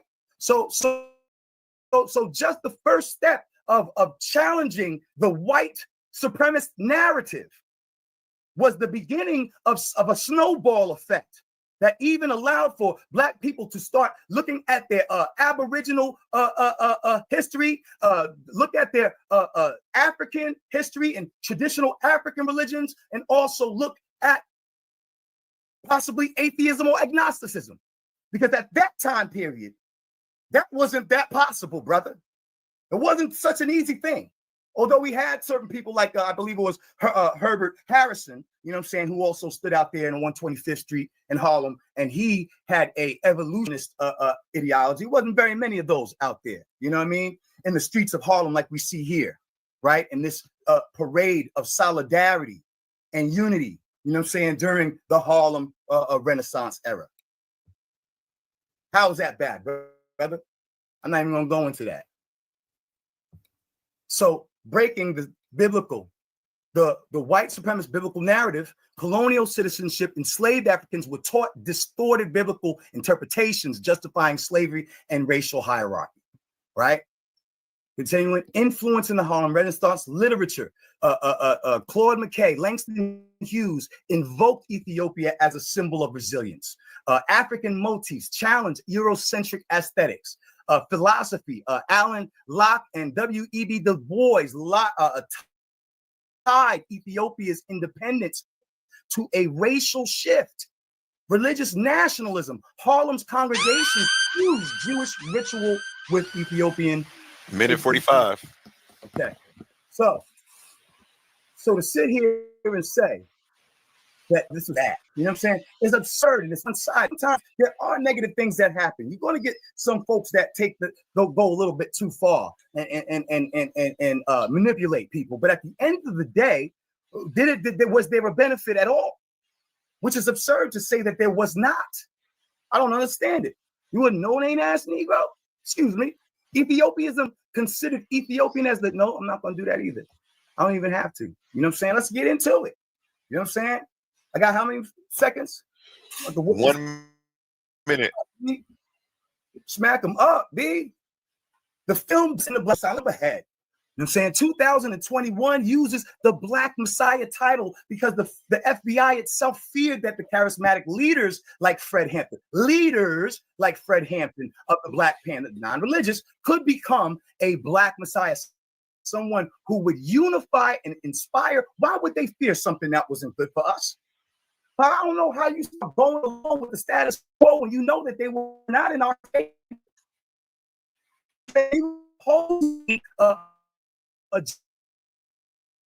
pro at that time period. You know, that's rocks and stones and type snit. My brother, what are you talking about? And we still had the bravery to say, you know what, F yo daggone pale face, freckle back Jesus. Someone who would unify and inspire rise and betrayal, showing why his leadership carried that messianic weight, right?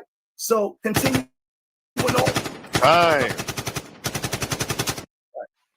That is time.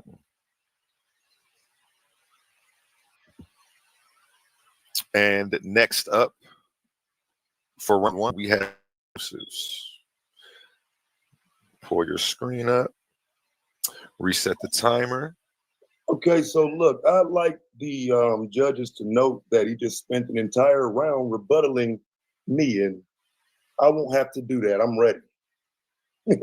Let's get it. That's actually what I'm supposed to do after his. Yeah, actually supposed to do that. When we start this conversation, the foundation is going to be in the Bible. We're going to go back to the plantation. We're talking about Black people being taught to read the Bible and understand the Bible. And foundation today comes from slavery.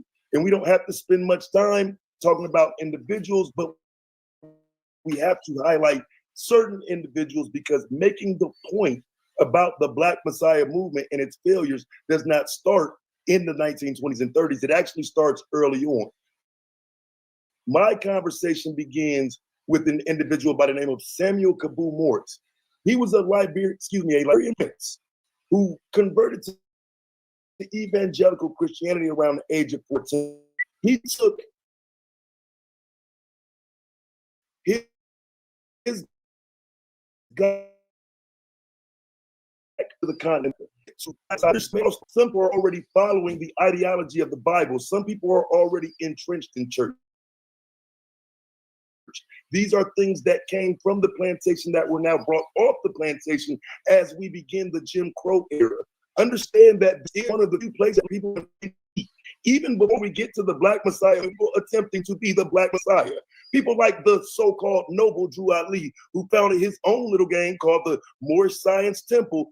These are where the divisions in the Black community begin before we get to the conversation of the 1920s and 30s. The conversation has not been held enough.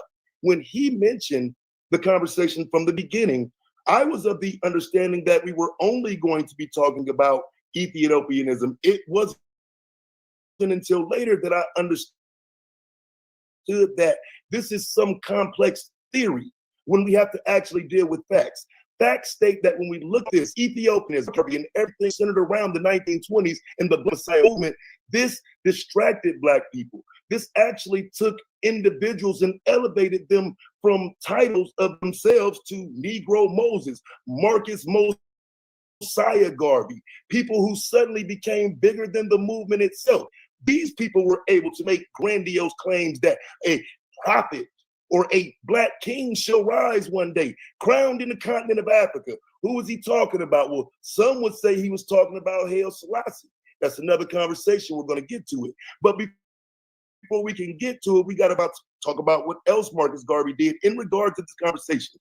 This is the creation of the Black megachurch. Marcus Garvey was spreading religion through the UNIA. I don't know why we don't talk about it, but the spreading of a new religion among 400 million Negroes in the world and taking over in Africa. Now, this is Marcus Garvey speaking himself. This is what he said. God tells us to worship our image. God in our image, excuse me. We are Black, and in our image must be Black. Our people have been lynched and burned in the South because we have been worshiping a false God.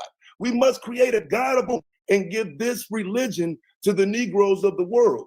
He spoke before the African Orthodox Bishop, George Alexander McGuire spoke, who came on and said, if the white man is going to impress on the children of my race that everything is good and white and that everything of the devil is Black, then let us at this convention rewrite the theology. I'm saying this to show you the foundation of this Black Messiah movement, one that he doesn't understand rolls into Rastafarianism, because Marcus Garvey again said, we're going to crown a king, and when that king is an African, blah, blah, blah, right? But when we start dealing with the realities of the spinoffs of this 1930s Black Messiah movement, well, we don't just get the beautiful argumentation that you'll hear on the other side tonight. We also get the Nation of Islam, a white man who's able to use the same ideology, the same principles, the same understanding of what's happening to Black people to benefit himself. So you have to understand the rise of a Black Messiah is not just metaphorical, it's literal as well. Yo, Black Messiah didn't always have to be Black. This is why we get the Black that Messiah. This niggas, so when someone like yeah, you want me to stop? We have to hold up. that this is part of Pause the Black for a second. Messiah. Yeah, go ahead. That was his best fucking argument. That was his best argument, bro. If he stuck there, he'd have been good money. You know what I'm saying? Now, you know what I'm saying? From that perspective, you can actually say that, you know, the Nation of Islam actually did some good shit in our community. And he said it in the beginning. He said that he wants to make sure that you only see the best parts, but he not see the worst parts.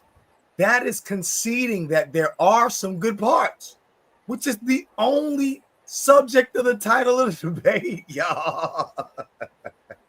Was it beneficial? There was some good parts and there was some bad parts.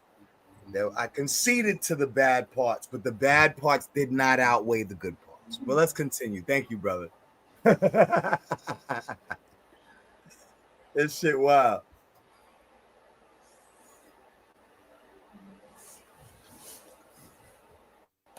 It's the 1930s. By the time Elijah Muhammad takes over in 1934, he is teaching that Fard Muhammad is the son of God. Okay? I mean, do we understand the implications there as we move forward? The Nation of Islam being another spinoff of the 1920s and 30s Black Messiah movement. It's not just sitting here talking about Ethiopian. It's the cultural foundation of the Black Messiah. This is the 1920s rolling into the 1930s when people see this happen with Haile Selassie and all of the people who follow that he's actually the King of Kings.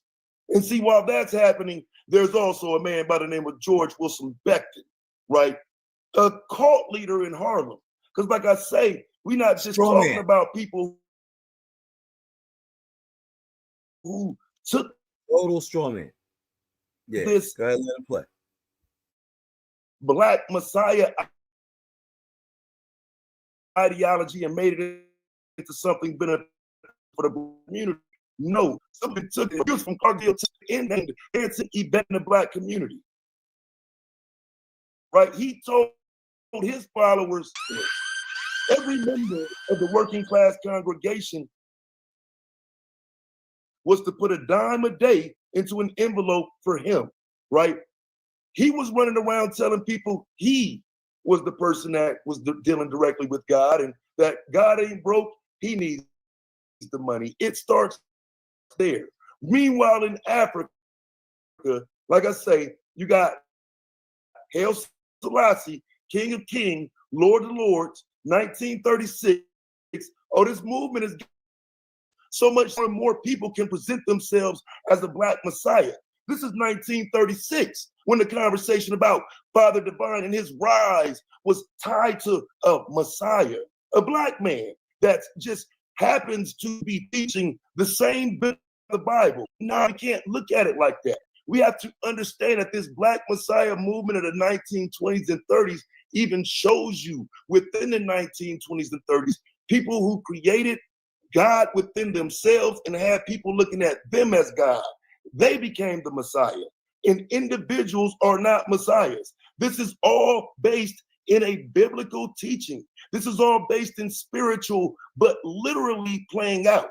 So the metaphorical version that we have not got to yet isn't even at play, because understand, some of these people was claiming to be God incarnate.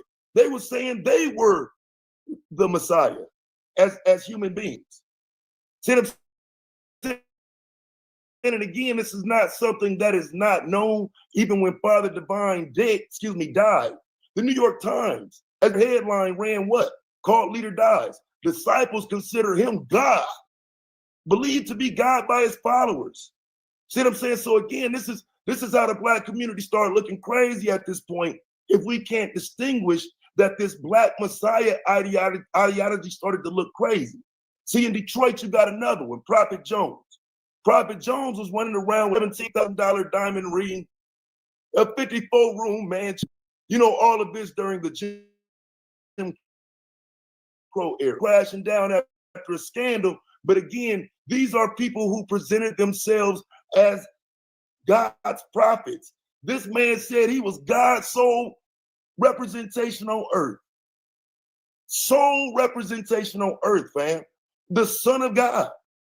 And that leads into just the entire religious concept exploding within the Black community. Now you got people believing all type of stuff. And this is in the middle of Jim Crow. This is certainly a distraction, is it not? By 1944, Haile Selassie getting headlines for being the world's most respected prophet. See what I'm saying? This ain't just me making the argument. This isn't just something I'm saying. This is the reality behind pushing an ideology in the 1920s and 30s of a Black Messiah. And as you move further and further forward, you start to see the Black Messiah argument play out. Say what now? What'd you say, bro?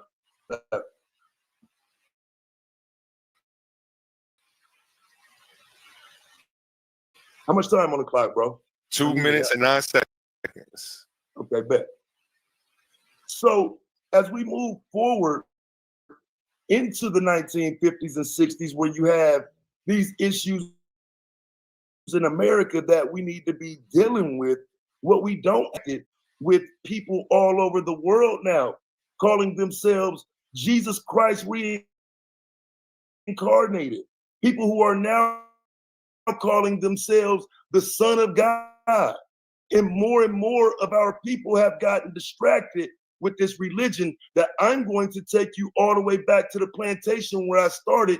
This is why we end up looking at ourselves in a way in which identity played out through our experience. We didn't need the Black Messiah move, these people Black Messiahs, then we would have to concede at some point that Black Messiahs took out Malcolm X. All of these people who gave to the Black community or gave to the movement can't be messiahs. But according to the logic of J. Edgar Hoover, Black messiahs exist within anybody who gives pushback. So J. Edgar Hoover, who defines what a Black messiah is. But today's debate is solely centered around the ideology of J. Edgar Hoover, which is why, again, it's being challenged. The civil movement, when Prevent the Rise of a Black Messiah was written in 1968. So J. Edgar Hoover, having been FBI director all these years, he knows fully well what the issue is.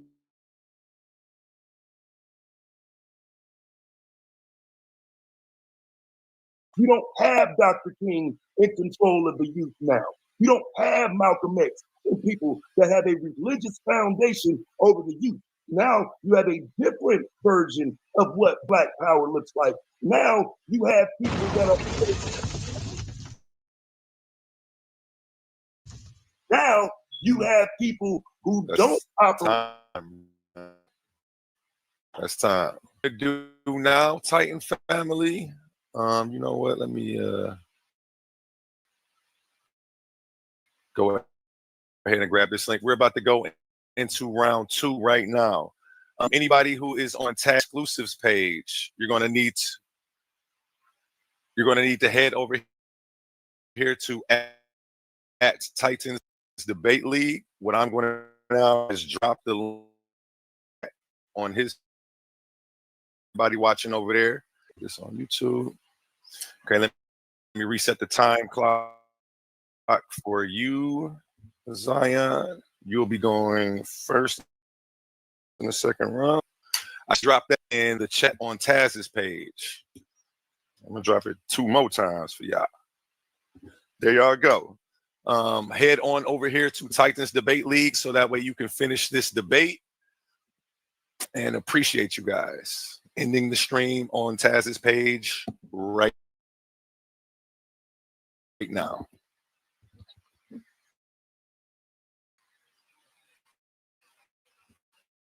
Okay, yeah, your screen. 12 minutes and time starts when you start.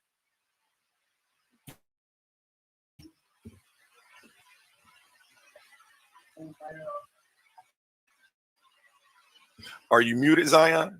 Yeah, no, I'm here. Okay, take your time. I'm not rushing you. I can hear you, yes. Right. So,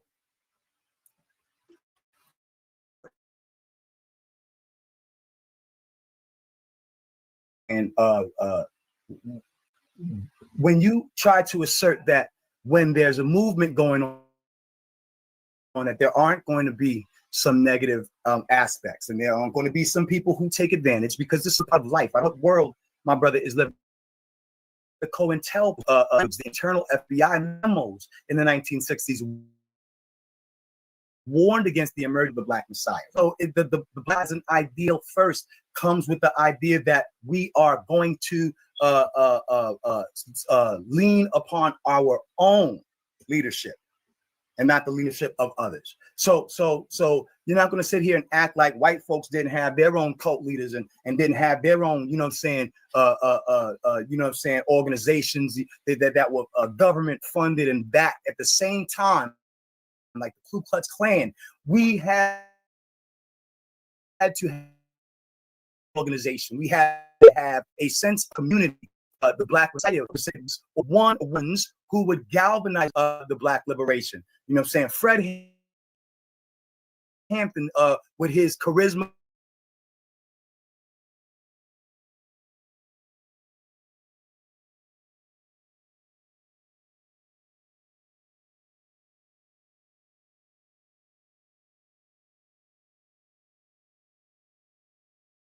in the fall.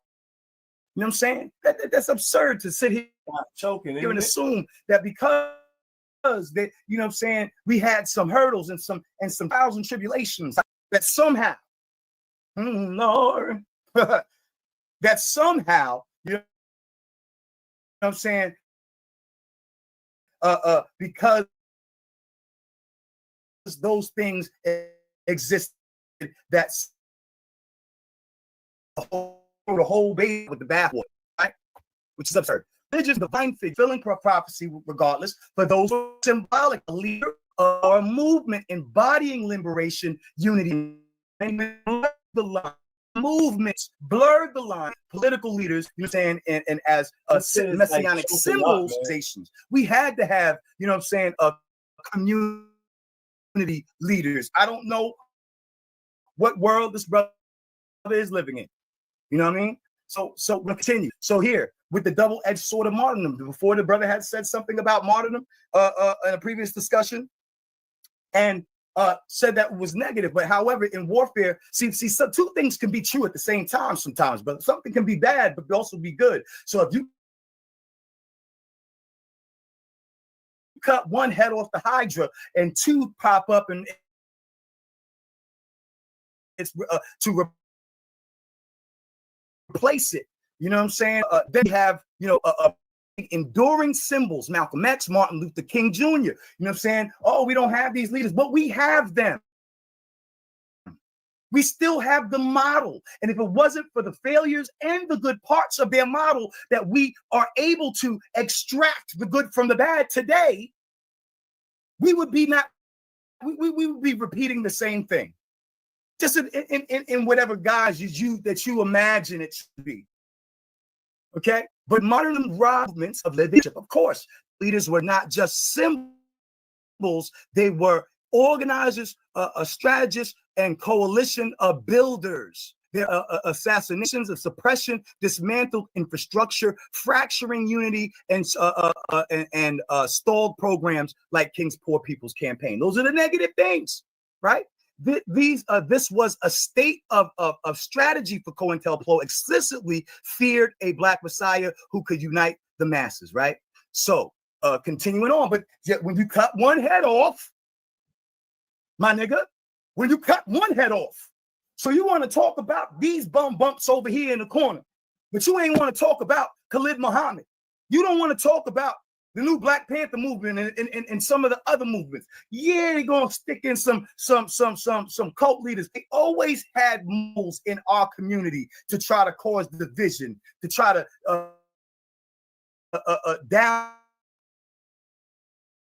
downplay the contributions. Here we go. So first and foremost, you have to have a methodology. You can't just say they should have did this, and they should stand psychological foundations.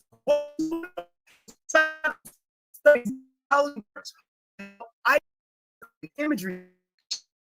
Just get back to the base here, right?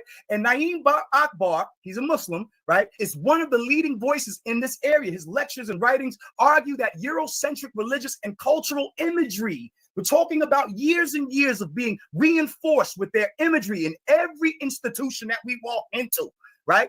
You know what I'm saying? White depictions of God and Jesus, distorted Black self-image. So what we're not going to do is sit here and act like we can just jump over, you know what I'm saying? What he wants somebody to do is to start running when their leg is still broken. haven't mended it, haven't given it any healing, haven't put no healing balm on it, right? So that's what we're suggesting here. While African-centered iconography restored dignity in psychological 6 liberation. minutes.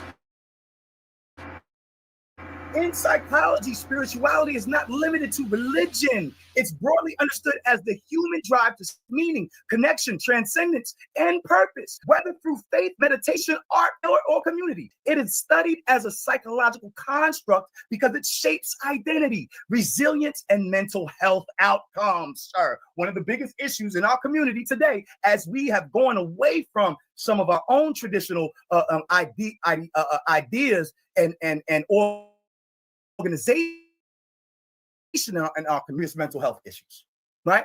So the second essay here in his book talks about taking more theologically loaded issue, the influence of racial religious imagery. This discussion takes on the old iconoclastic arguments that have plagued the Christian church for centuries. The approach that we take is not theological. Although we are clear in the Quranic and biblical injunction against religious imagery, idols, etc., our argument is not an issue of religious dogma within the context of our discussion of the psychology of slavery. We are interested in identifying the enslaving potential of the religious imagery, particularly as it relates to the portrayal of the divine power, black power, right? Black, oh, you don't have no power. Divine, when you say divine, we evoke power and interfacial of people, right? So we approach this problem from a vantage point of the race portrayed as well as the impact on the ones not portrayed. Our position is that the portrayal of divine is a physical form of any people is predominantly damaging. However, the influence on the psychological and spiritual development of human beings, we thoroughly recognize the rationale and the value. Noted that there were some bad issues with it. There are some issues with it, as in anything when you have a group of people. Come on now. What world are we living in? Lord. So the fact that some people have chosen to retaliate with black racial characteristics in contrast to the Caucasian racial features which have characterized our view of religious figures throughout our Western. But to have an altar call, my nigga, right? So since you want to make it all about the religious stuff, you know what I'm saying? Just understand that there was no other reality at that time. So what we're not going to do is act like, you know what I'm saying? Like everything was hunky-dory during the time of Jim Crow. No, everybody wasn't right. Come on now. You know what I'm saying? So what did it do? It restored dignity. I'm going to repeat it again. A black Jesus validated black humanity after centuries of dehumanization. It said, God looks like you. Oh, like you, right? Psychological empowerment. It countered internalization, racism, and affirming that blackness was not only equal, but divine. We call each other kings and queens to this day. That is the residual effects of a drop of water in a well and creating the ripples. We are still living some of the benefits of those things, and we can remove you take the meat and you leave the bones, my nigga. What are we talking about here? Global solidarity. Right? 2 minutes. In the Ethiopia, Haile Selassie was seen as Messiah, okay?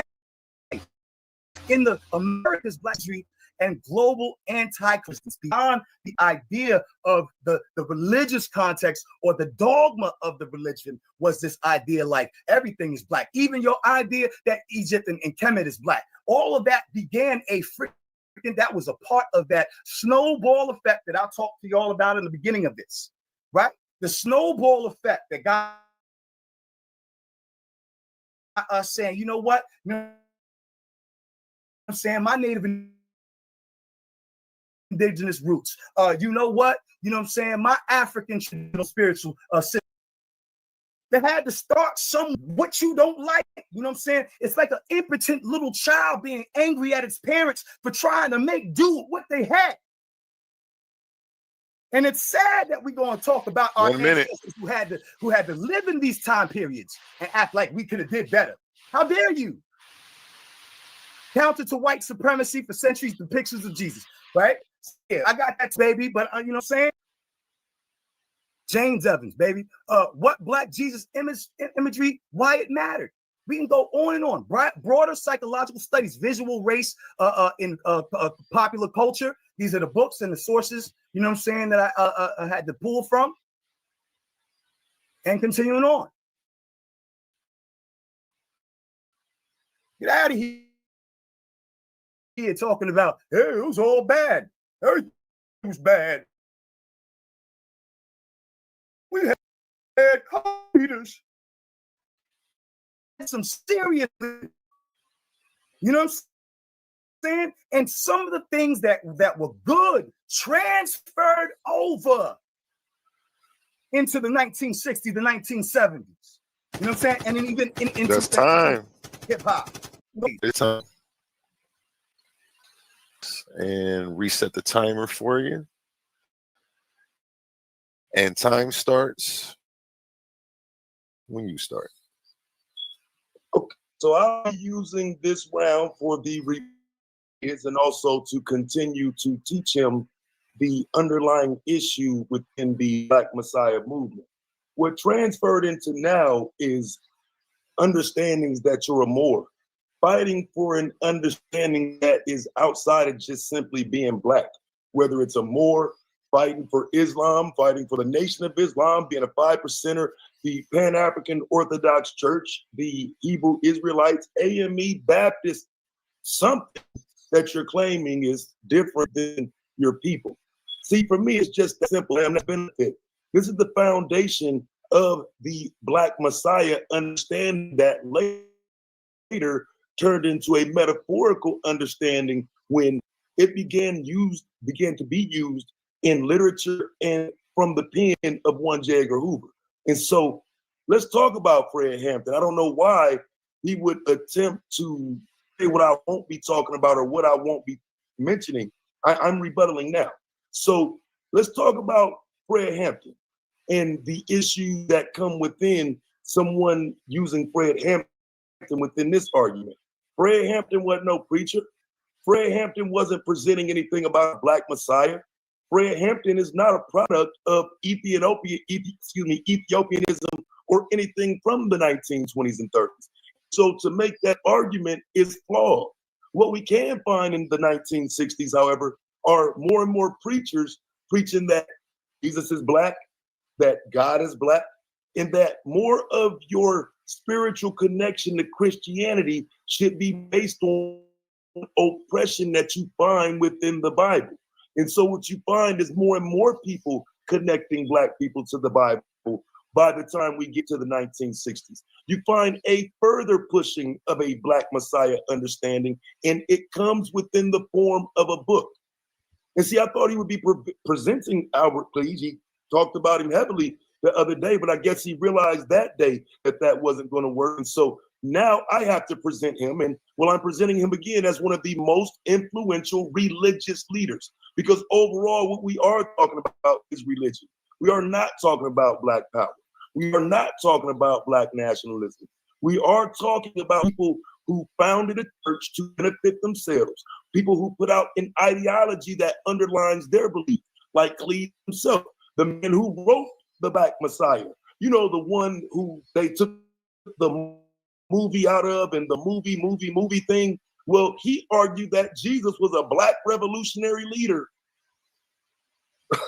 Again, fam, turning Jesus Black does not benefit Black people. The Negro Jesus has not helped Black to validate Black people, but I don't agree.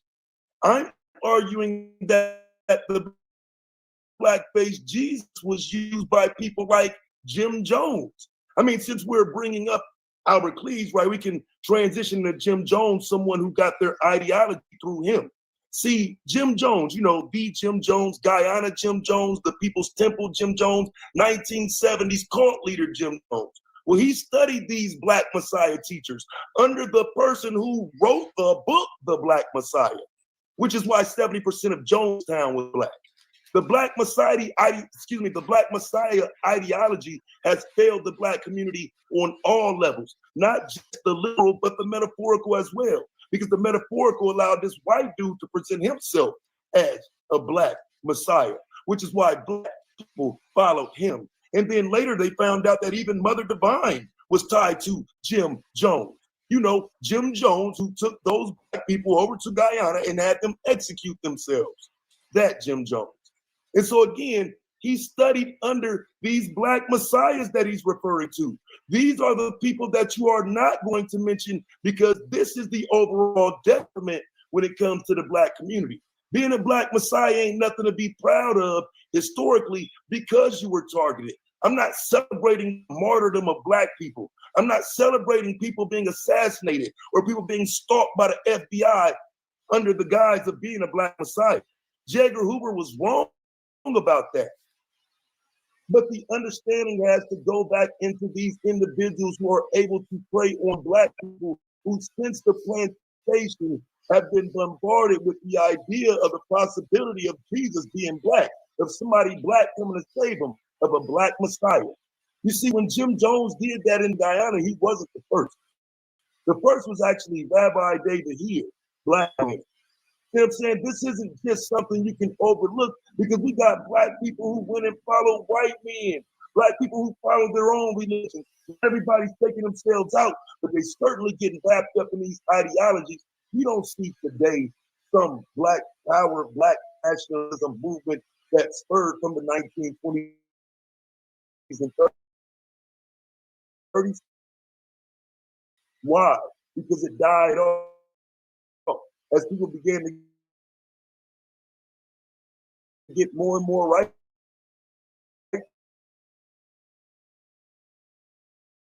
And everything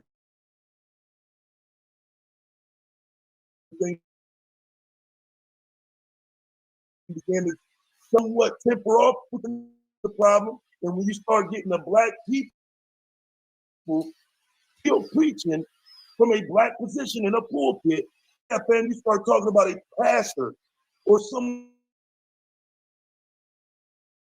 who isn't even a pastor, maybe someone who's masquerading just to take advantage of Black people, like Malachi Z. York did.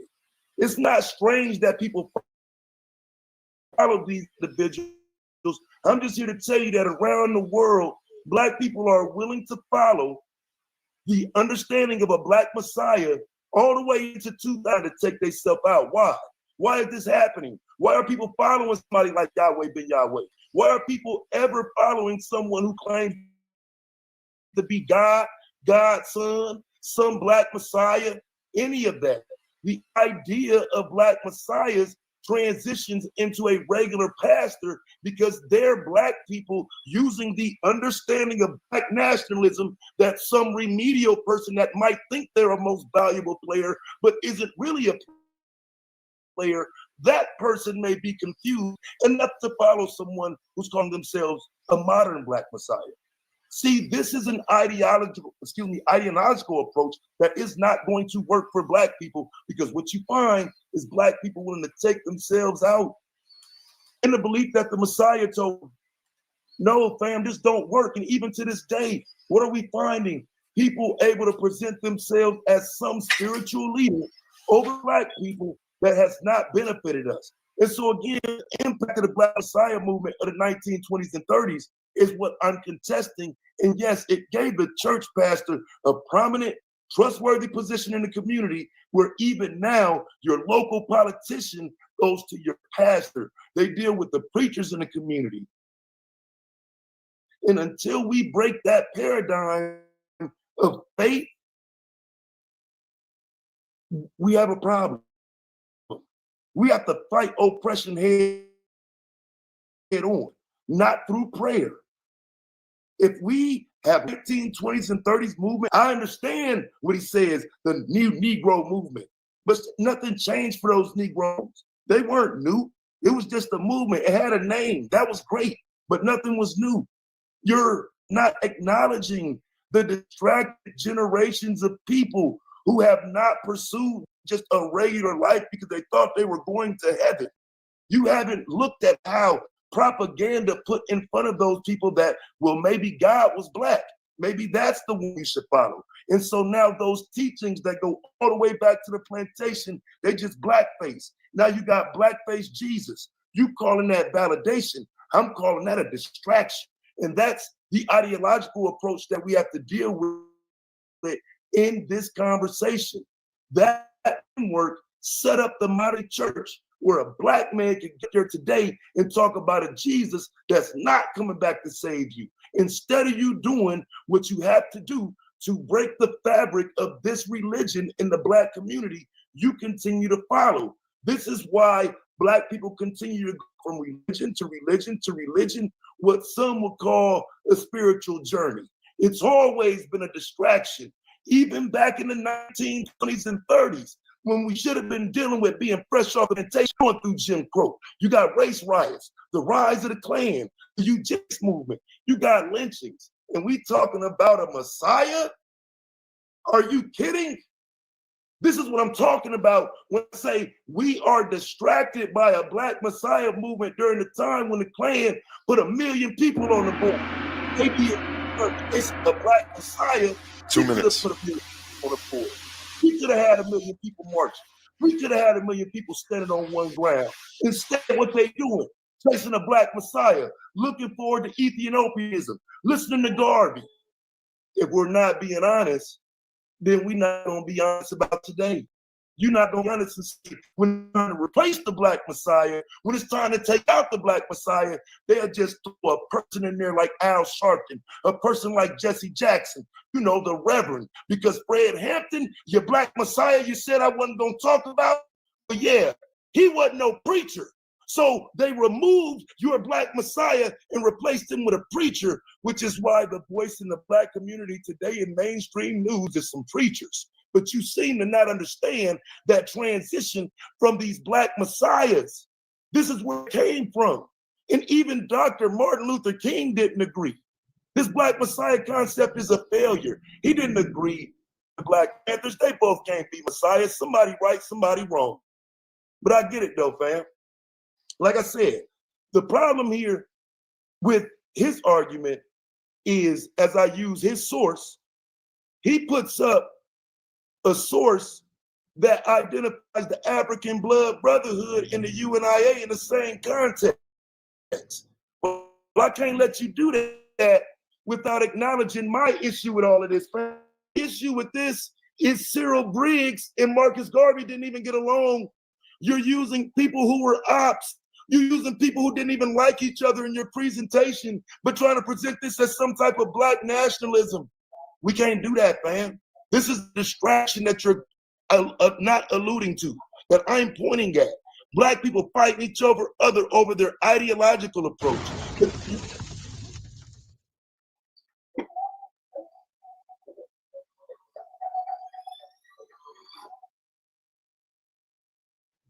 That was time, right?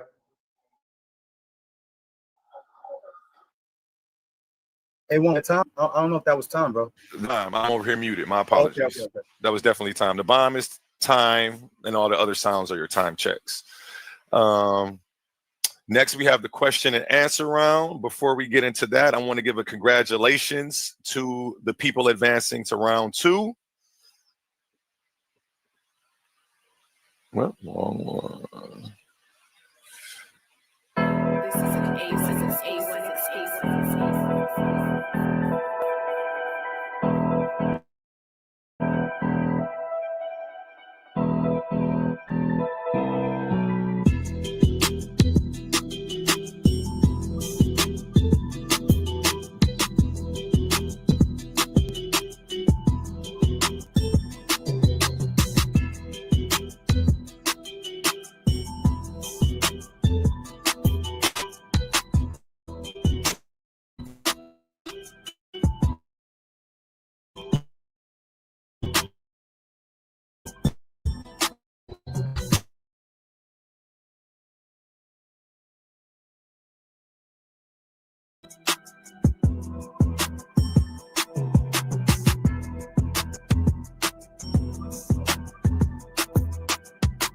congratulations to Clark, to Emmanuel, and to Hemi the Barbarian. They already received their cash within 24 hours of their judgments, their results coming out, and they will be advancing to round 2. Congratulations again to those 3. Let's give them a round of applause. Now we get into the question and answer round, and going first for this will be Taz. Bet. Are you gentlemen ready? Okay, time starts when you start, Taz. Okay, so can you tell me how you identify who the Black are?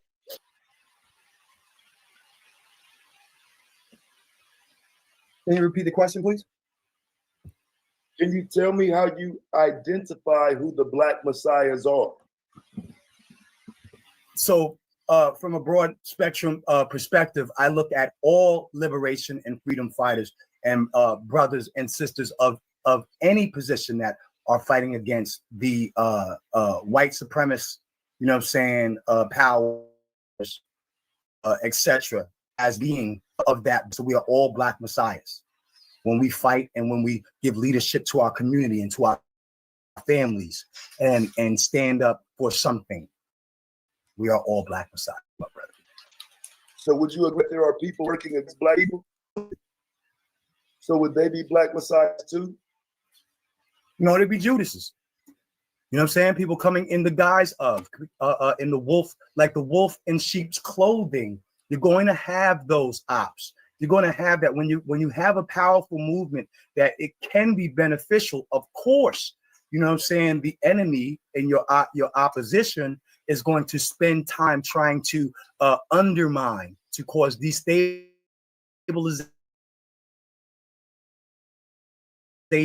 within that community. That's what they've used propaganda and psyop, psychological operations, etc. They're going to attack the thing that they're the most. So with and it right. So for right now, Also, it's a past tense. So I'm not speculating on now or in the future how we're supposed to move. I'm talking about whether it was beneficial in that from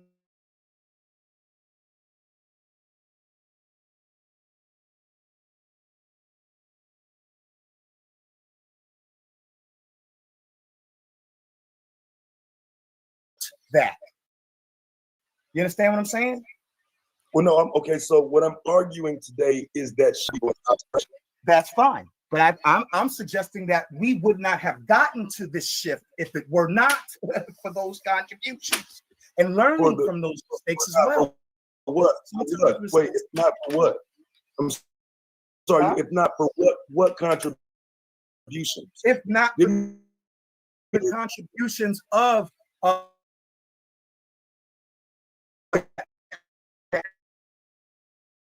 Crow South and in America, you know what I'm saying, to become the target. You know what I'm saying? But I'm asking you, based on your ideological approach, which Black Messiah equates to Black power? All of them. These are the things about, you know what I'm saying, the Rastafari community, you know what I'm saying, is that we look at all of our Black liberators, from Patrice Lumumba to Fred Hampton to, you know what I'm saying, we look at all of them as messiahs. You know what I'm saying? It's not that, you know, Selassie is a symbol of that core dignity. But I'm saying we not dismiss the contributions of all of these great leaders. Absolutely not. Do you agree that the foundation of the terminology Messiah itself is religious, though? It started with religion because all they had in that time period, or religion was like a freaking, was like a singularity in around them, but the social climate also is a reality. We society moves. Let's say the social climate is a reality. So why exactly would they need a Messiah or a belief when the social reality is what they see and what they experience? Why is belief? Yes, it Italy and into American, particularly Christianity. Slow down, because you want the experience, but you want the experience. The experience is a part of it. No, it's not. This is what I'm saying. The experience. So let's listen to the question. Why that you can't take experience and separate it from religion? At that time, they could not. They did not have the amount of information and options that we have now. So they surrounded and we absorbed in a social construct cult of white supremacy based on Anglo-Saxon Christianity. So Protestantism. You don't think Black people had the intellectual capacity to see their experience? They had the capacity. They didn't have information. I just want to make sure. Yeah, go ahead. You're saying that Black people did not see what was going on around them as more than not having. No, they saw the benefits as well, because they saw the benefits. You want me to answer? I mean, I would like to answer when I'm done. Go ahead. I didn't gonna be long, but go ahead, man. My bad. Well, again, I'm laying up the question. This is movement. It's just based. Is it not? Is the Black Messiah movement not religious based? In the beginning, yes. Right. And in the end? In the end, no. Is the author of the Black Messiah not a person who taught that Jesus was Black? In certain institutions and groups, yes, but not in the entirety. That's the whole thing. He's the author of the Black Messiah. The author of the Black Messiah. Was Fred Hampton? So Fred Hampton was labeled a Black Messiah. Yes. Yes. By who? By the FBI. Right. Which is the ideology you're using. But it's the ideology that actually starts before that, even before they use that they got that information from Black folks. Let the label them Black. I told you that I was going to get him to say that. So your understanding comes through the lens of J. Edgar Hoover. Mine's doesn't. Which is why you should be listening to the questions instead of trying to jump in. That's actually a false. That's a misrepresentation of what I'm saying, sir. It's absolutely not. Because no, it is. It really is. Zion, it's question and answer time. Okay, Zion. Okay. I'm telling you, it's religious based. You're arguing that it's not. Is he asking a question, or is he making is he testifying? It's on you to wait for him to get there, though. But you're actually talking over him. Go ahead. He knows that he's already dead, so it don't matter. We're just talking right now for real. Again, it's a religious movement. Not at its roots, yes. Not at the end, no.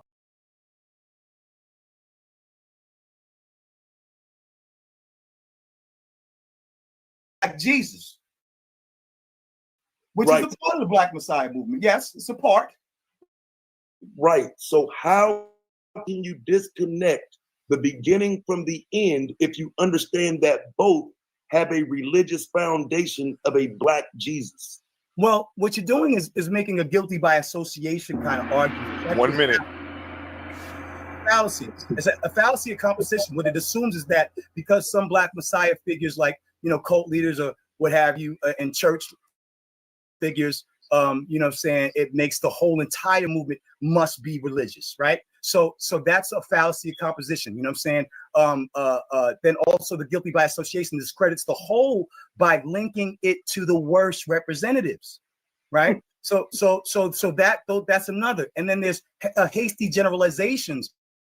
So to make it that every that was looked towards in their community. I just asked you about the beginning and the end, though. Okay, yeah, at the end, even to this day. Did I not show you everyone in between? Reverberations of the movement. But did I not show you everyone in between also had a religious foundation pushing the black side? We had one in. You argue yourself that understanding until the 1960s. This time, don't answer that. Appreciate you, Xion. Let me reset this timer. Time starts when you start, Xion. It is rules. It's your time. Opponent is over.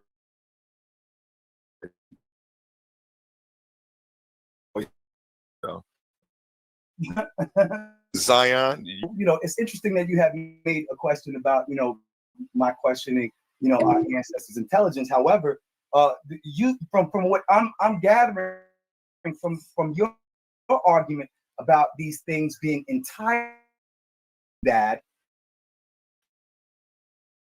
you know, saying for our community, this is what our ancestors and our elders said, you know, what they would, you know what I'm saying? You believe, from what I gather, you believe we're ignorant.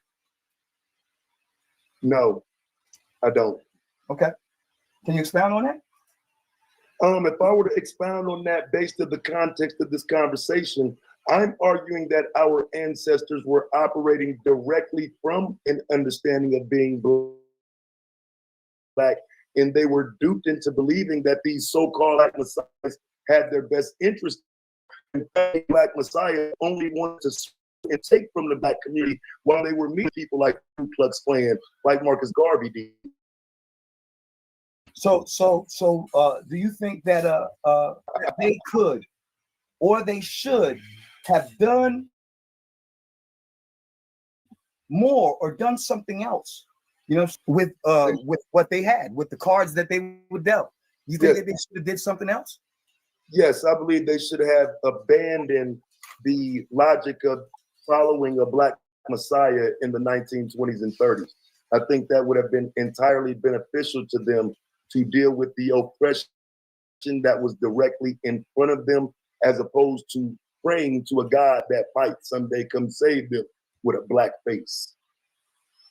So in a sense, they were inept. No. That's what you're suggesting, right? No, I'm suggesting that they believed other black people, following the understanding of the black nationalism that you're implying. However, they were duped into believing something was going to happen to their benefit that didn't. Okay, so you believe that if they became secular, that something better would have happened? Absolutely. How do you know that? We're not asking if I know. We're asking based on. But I'm saying based upon your extensive, magnanimous knowledge, you know what I'm saying, what our ancestors should have done. Absolutely. You know what I'm saying? I would assume that you know what I'm saying, would know, you know what I'm saying, what they should have done better, to say that they should have done better.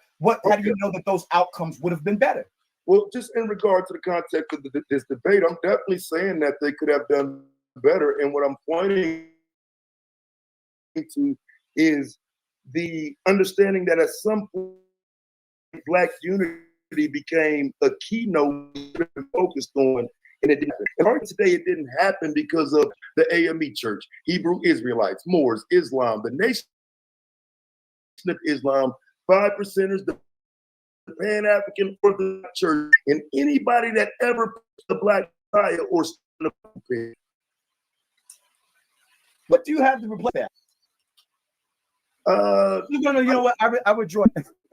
So my question to you is, Did you know that secularism in communities now, you know what I'm saying, like in Sweden and Japan and in Switzerland, secularism, while, you know what I'm saying, economies seem to be stable, the birth rates and marriages and families are on the decline because people are starting to look for at their own personal gain, you know what I'm saying, instead of building families. Did you know that? You just asked me a question about some countries where some white people live. I'm trying to. No. I'm just saying, in secularism, because you said they should have left religion. So this is relevant to that. Opens the door. You're saying that it would have been better if they had left religion altogether and left all of that stuff behind, if they could have. Which I'm not, because you're just. I'm saying that there are negative consequences that have been quantified now with the knowledge of how secular societies are not reproducing, having aging populations. Did you know that? You're juxtaposing negative experiences of white people to negative experience of black people based on our understanding of the Black Messiah movement in the 1920s and 30s, because you did just name 4 white countries that don't have a significant black population. So Japan is not white. Japan is not white, but okay. But do you know that that's also true within culturally within America now? That certain people are not used to have more than 2 or 3 or 3 children back in the day, and people stayed married long. I'm sure you know about that, my brother. You're very in this area of discussion, right? So in this area of discussion, you know, as our society becomes more secular with modernization, that we are producing less. True or false? Well, I would argue, based on that line of questioning, that I did show that 73% of Black Americans identify as Christian. So while you're claiming that secularism and people are moving away, I'm arguing that 3/4 of the Black community operate within the dynamic of Christianity, which puts them of being under this religion. You tried to break my ankles just now. Hold on. Nah. So that's not true, right? So we know that with in Black families, that Black families throughout history, you know what I'm saying, when they were in a community, when they had a church or what have you, you know what I'm saying, some people had other, you know what I'm saying, ways to commune, but mostly churches, because that was the staple of the time period in those eras, right? Was the church. The church was a staple for family, for marriage, you know what I'm saying, making vows. It was a staple for community building, you know what I'm saying, with ones and ones. It still helped to build up our communities when there was nobody else to support and help us financially. Our neighborhoods our neighbors knew each other. Our neighbors knew our children, you know what I'm saying?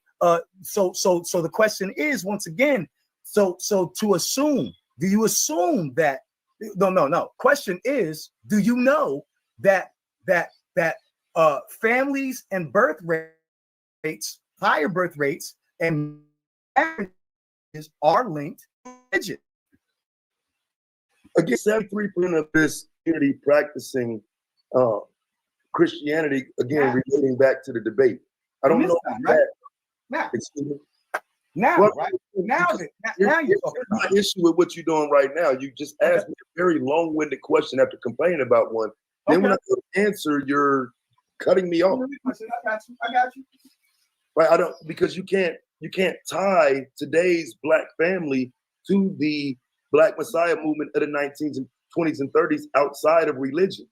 So again, if we're speaking in the context of them operating as Christians, we don't still mirror Black Messiah behavior with our hip hop and our sports and stuff like that, and our popular figures in culture. We don't still do that. Someone like is exhibiting Black Messiah behavior. You'd have 145. Immortalized like Biggie and Tupac. You got people immortalized and their music and their message were immortalized. They could rap. They had that gift of gab, that charisma. They could rap. Huh? But who said Tupac is coming back to save them? No, well, because today still say the niggas alive. Well, that's not even. That doesn't make him a messiah. That has nothing to do with. No, he did a whole image of himself on the cross on one of his videos. But how wasn't he replicating the Black Messiah movement in that whole thing? Okay, so for example, how wasn't he giving homage to it? Yes, we pay homage to Tupac as a rapper. No, I'm talking about him paying homage to the Black Messiah movement, even in that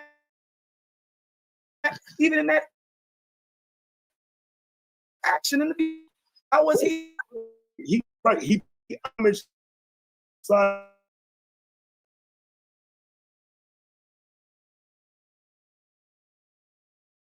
I'm not going to argue with you. I'm not saying that's something about Ethiopia, the Black Panther Party having nothing to do with Ethiopia. Were you aware that the Ethiopian student union that was socialist was intricately tied with when they was doing their protests in Ethiopia? They were in solidarity with the Black Panther Party. Did you know that? Being in solidarity with someone on a whole nother. They had the afros and the black uniform and the daggone cat. Did you know that? That's time. That is time. That is time, gentlemen. Let's give both of the debaters are flowing into the arguments. Only the race. That is the end of the question and answer round. Now we will move to closing arguments. Taz, you are going first. Do you need to share your screen? Yeah, I can put something up to share. I really don't need to, but I just put an image up. Just perfect. Completely up to you. If you want the big screen, I'll give you the big screen. If you want to put an image up, I got you. That's cool. I just put this image up right here. Give me 1 second. Okay. I'll use that one to close with it. You reset this timer for 3 minutes. 4-minute timer. 4-minute timer. Okay.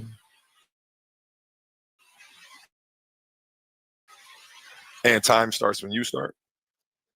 I appreciate everybody coming out for tonight's debate. And I do believe that I did cross the threshold into covering and showing exactly what it was I came to show. I promised you that I would break down the difference between the literal and the metaphorical understanding of the Black Messiah in the 1920s and 30s. I told you that the bad outweighs the good, and I actually showed you that through people misusing the Messiah. And now a lot of people are involved in church and locked into these things, following the Black and following the understanding of God coming back to save them someday. They miss time fighting against the oppression. I showed you that the Black Messiah movement was founded within the church, and that you can even find it today. People misusing and understanding came from our history orientation. You can find it in cults, churches, and I've shown that. I showed you that his understanding was based on J. Edgar Hoover's assessment of what a Black Messiah is, and not truly one rooted in an ideology of a Black person, a Black first ideology, an ideology that comes within looking at the information and not just simply taking what Hoover said and running with it. I showed you that this religious-based movement had no presence in our understanding until after J. Edgar Hoover and Albert Cleave started to use this terminology. Sales long before J. Edgar Hoover. I showed that the rights movement in the movements of the Black Lives Matter, the mega-chiefs. I showed you that religion being the foundation of the movement, that the Black Messiah ideology does not equate to Black power. It does not bring home how Black people got into understanding The issues against themselves need to be fought on a different playing field. And I would even argue we're still not fighting on the best playing field following religion, the billion religion that came with the community understanding that has yet to look inward at the problematic things of a Black Messiah come and save them. I promised you that I would show you that you can't pick and choose who the Black Messiah is. You don't know if it's Al Sharpton. You're leaning on Fred Hampton. You're leaning on the history of the Black Panthers and Huey P. Newton. You're leaning on Black nationalism that is no longer even. People don't even see Huey P. Newton or Fred Hampton, which by default means I win. Because again, you don't have the benefits of this 1920s and 30s movement that he's claiming is beneficial today. Even his debate points cut off with a movie.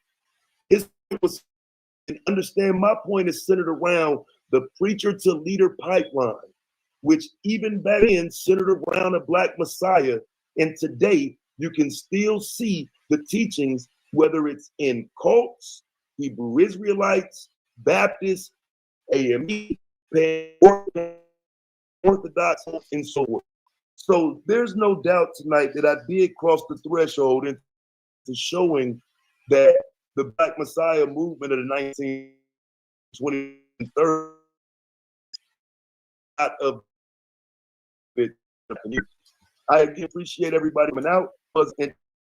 That is time. That is time.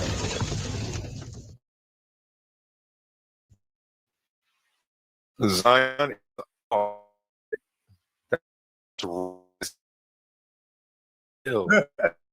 share your image. I'm sorry about that, brother. Your image. And you're creating the stream for the war room. I do need some help around here, man. I'm hearing interns. We'll talk about it later, though. Yeah, my apologies, Taz. Yeah, no, you don't have to. I'm gonna just rant. You know what I mean? Okay, but this is the while he was talking. That is my mistake. Okay, my fault. Yeah, that's fine. That's fine. And Zion, it is on you. All right, time starts when you start. All right, dearly beloved, we are gathered here together in this thing called life.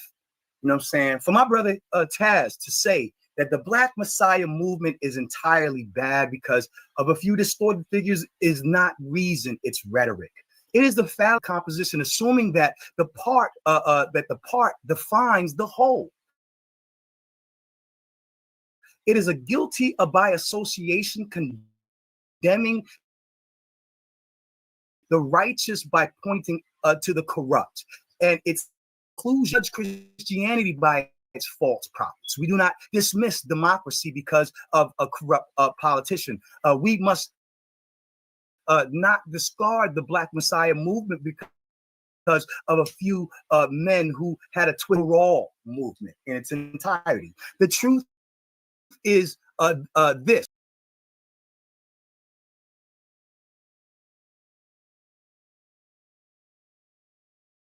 So let's go forward. You know what I'm saying? So the government feared the rise of a single Black Messiah, but history shows us that the Messiah was never just one man. It was a mantle, a symbol, a collective spirit. When King fell, the dream lived on.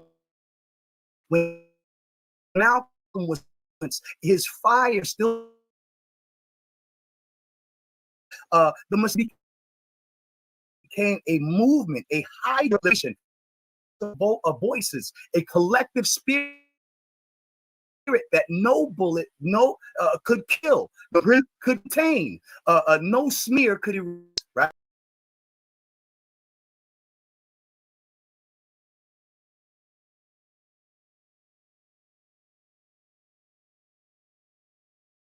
We don't live by just speculation, but our ancestors were dealt the cards that they had, and they did the best that they could with them. Now you want to talk about within cults and all of this stuff, and totally ignoring the other contributions of those who came before us. Talking about now that there are not any leaders, there are leaders still in our society. I'm looking at these new brothers out here, you know what I'm saying, picking up arms and defending our community. You know what I'm saying? It has not died. You know what I'm saying? And all of our children see the having royal dignity, as having integrity, as having divinity. You know what I'm saying? All of our children should be able to have that as part of their cultural identity, no less than any people. And to remove it is detriment. You know what I'm saying? Not only in secularization do we see the effects making less marriages and reproductive rates going down, older generation persist. There should be more young people than there are old people, but this is the effects of secularization. Not saying that somebody has to interject a God, but what is a Messiah? Real quick, at the end of the day, we know that a Messiah is supposed to be someone who's benevolent, who is humble, who is a servant to the people. Not you have others have fell with.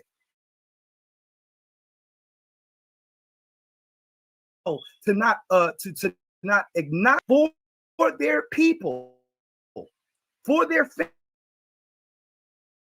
families, for their generations with earnest benevolence, with humility, is to actually done.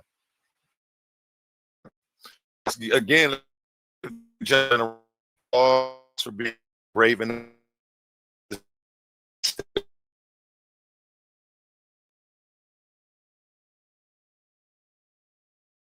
the finals face off, but you know, this is the open round. This is what you get here. Small, you know? Definitely. I dropped the post poll. Yep. So you can go vote. Now let me copy and paste the link to the war room. If you're already subscribed, we're about to have these two gentlemen over at the war room. We're going to ask questions of Norman, how they feel tonight. Will be questions from people in the audience. Let me drop that link right now while I run this ad. A word from our sponsors.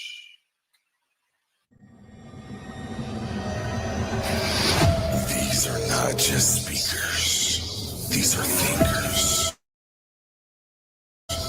Forged in fire. Warriors stepping into the welcome to the college of hoops. Logic, conviction, and ideas spill like blood. 16 minds, one path to immortality. They come seeking truth. They fight for redemption. They burn for revenge. Featuring the intellectual elite of the Titans Debate League. Every round a new word, a new weapon. Every Titan rips a fall, rise in glory. This is debate. This is Are You Not 10?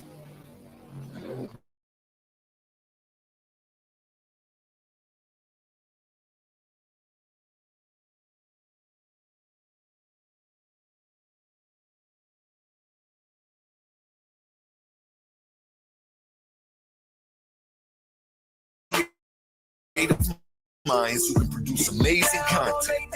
If you have a positive attitude and are used to winning, because that's what we do here,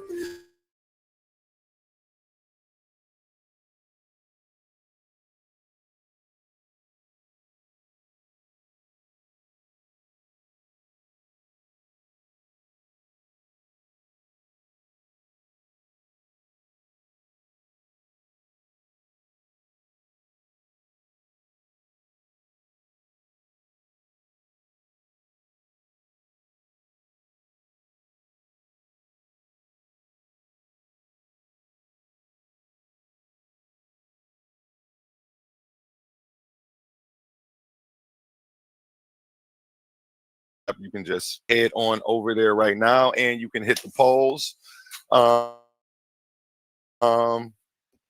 I'm going to drop this link in the private chat for you two gentlemen, and I'll see you over there right now. Got it, gentlemen?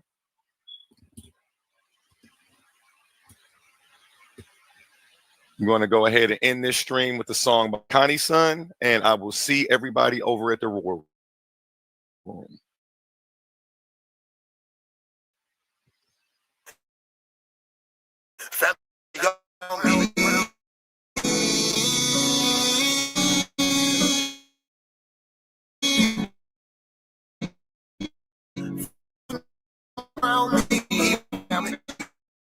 He my family, she my family, he my name. But you my family. I got some people with the same blood, and I know that they can't stand me. Calling your phone, coming looking for you. They say that you missing, that's family. They don't need permission, that's family. When you hurt, they can feel it, that's family. Let them come out your cheering family. Let them come with me, that's family. Family all around me.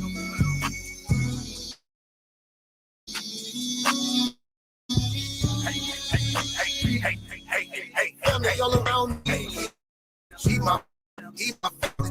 She my, he my family. She my, we all.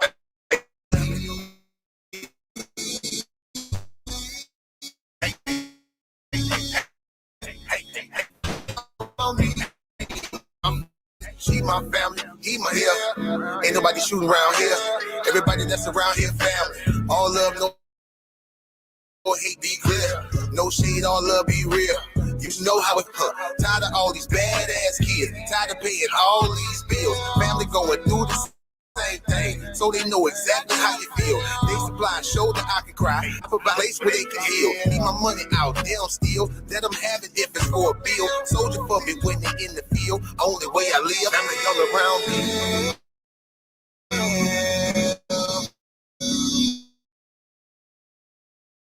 Hey. She my family, he my family. She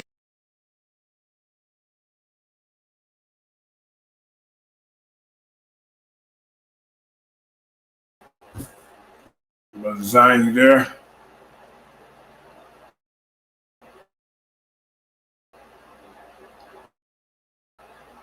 Okay. Well.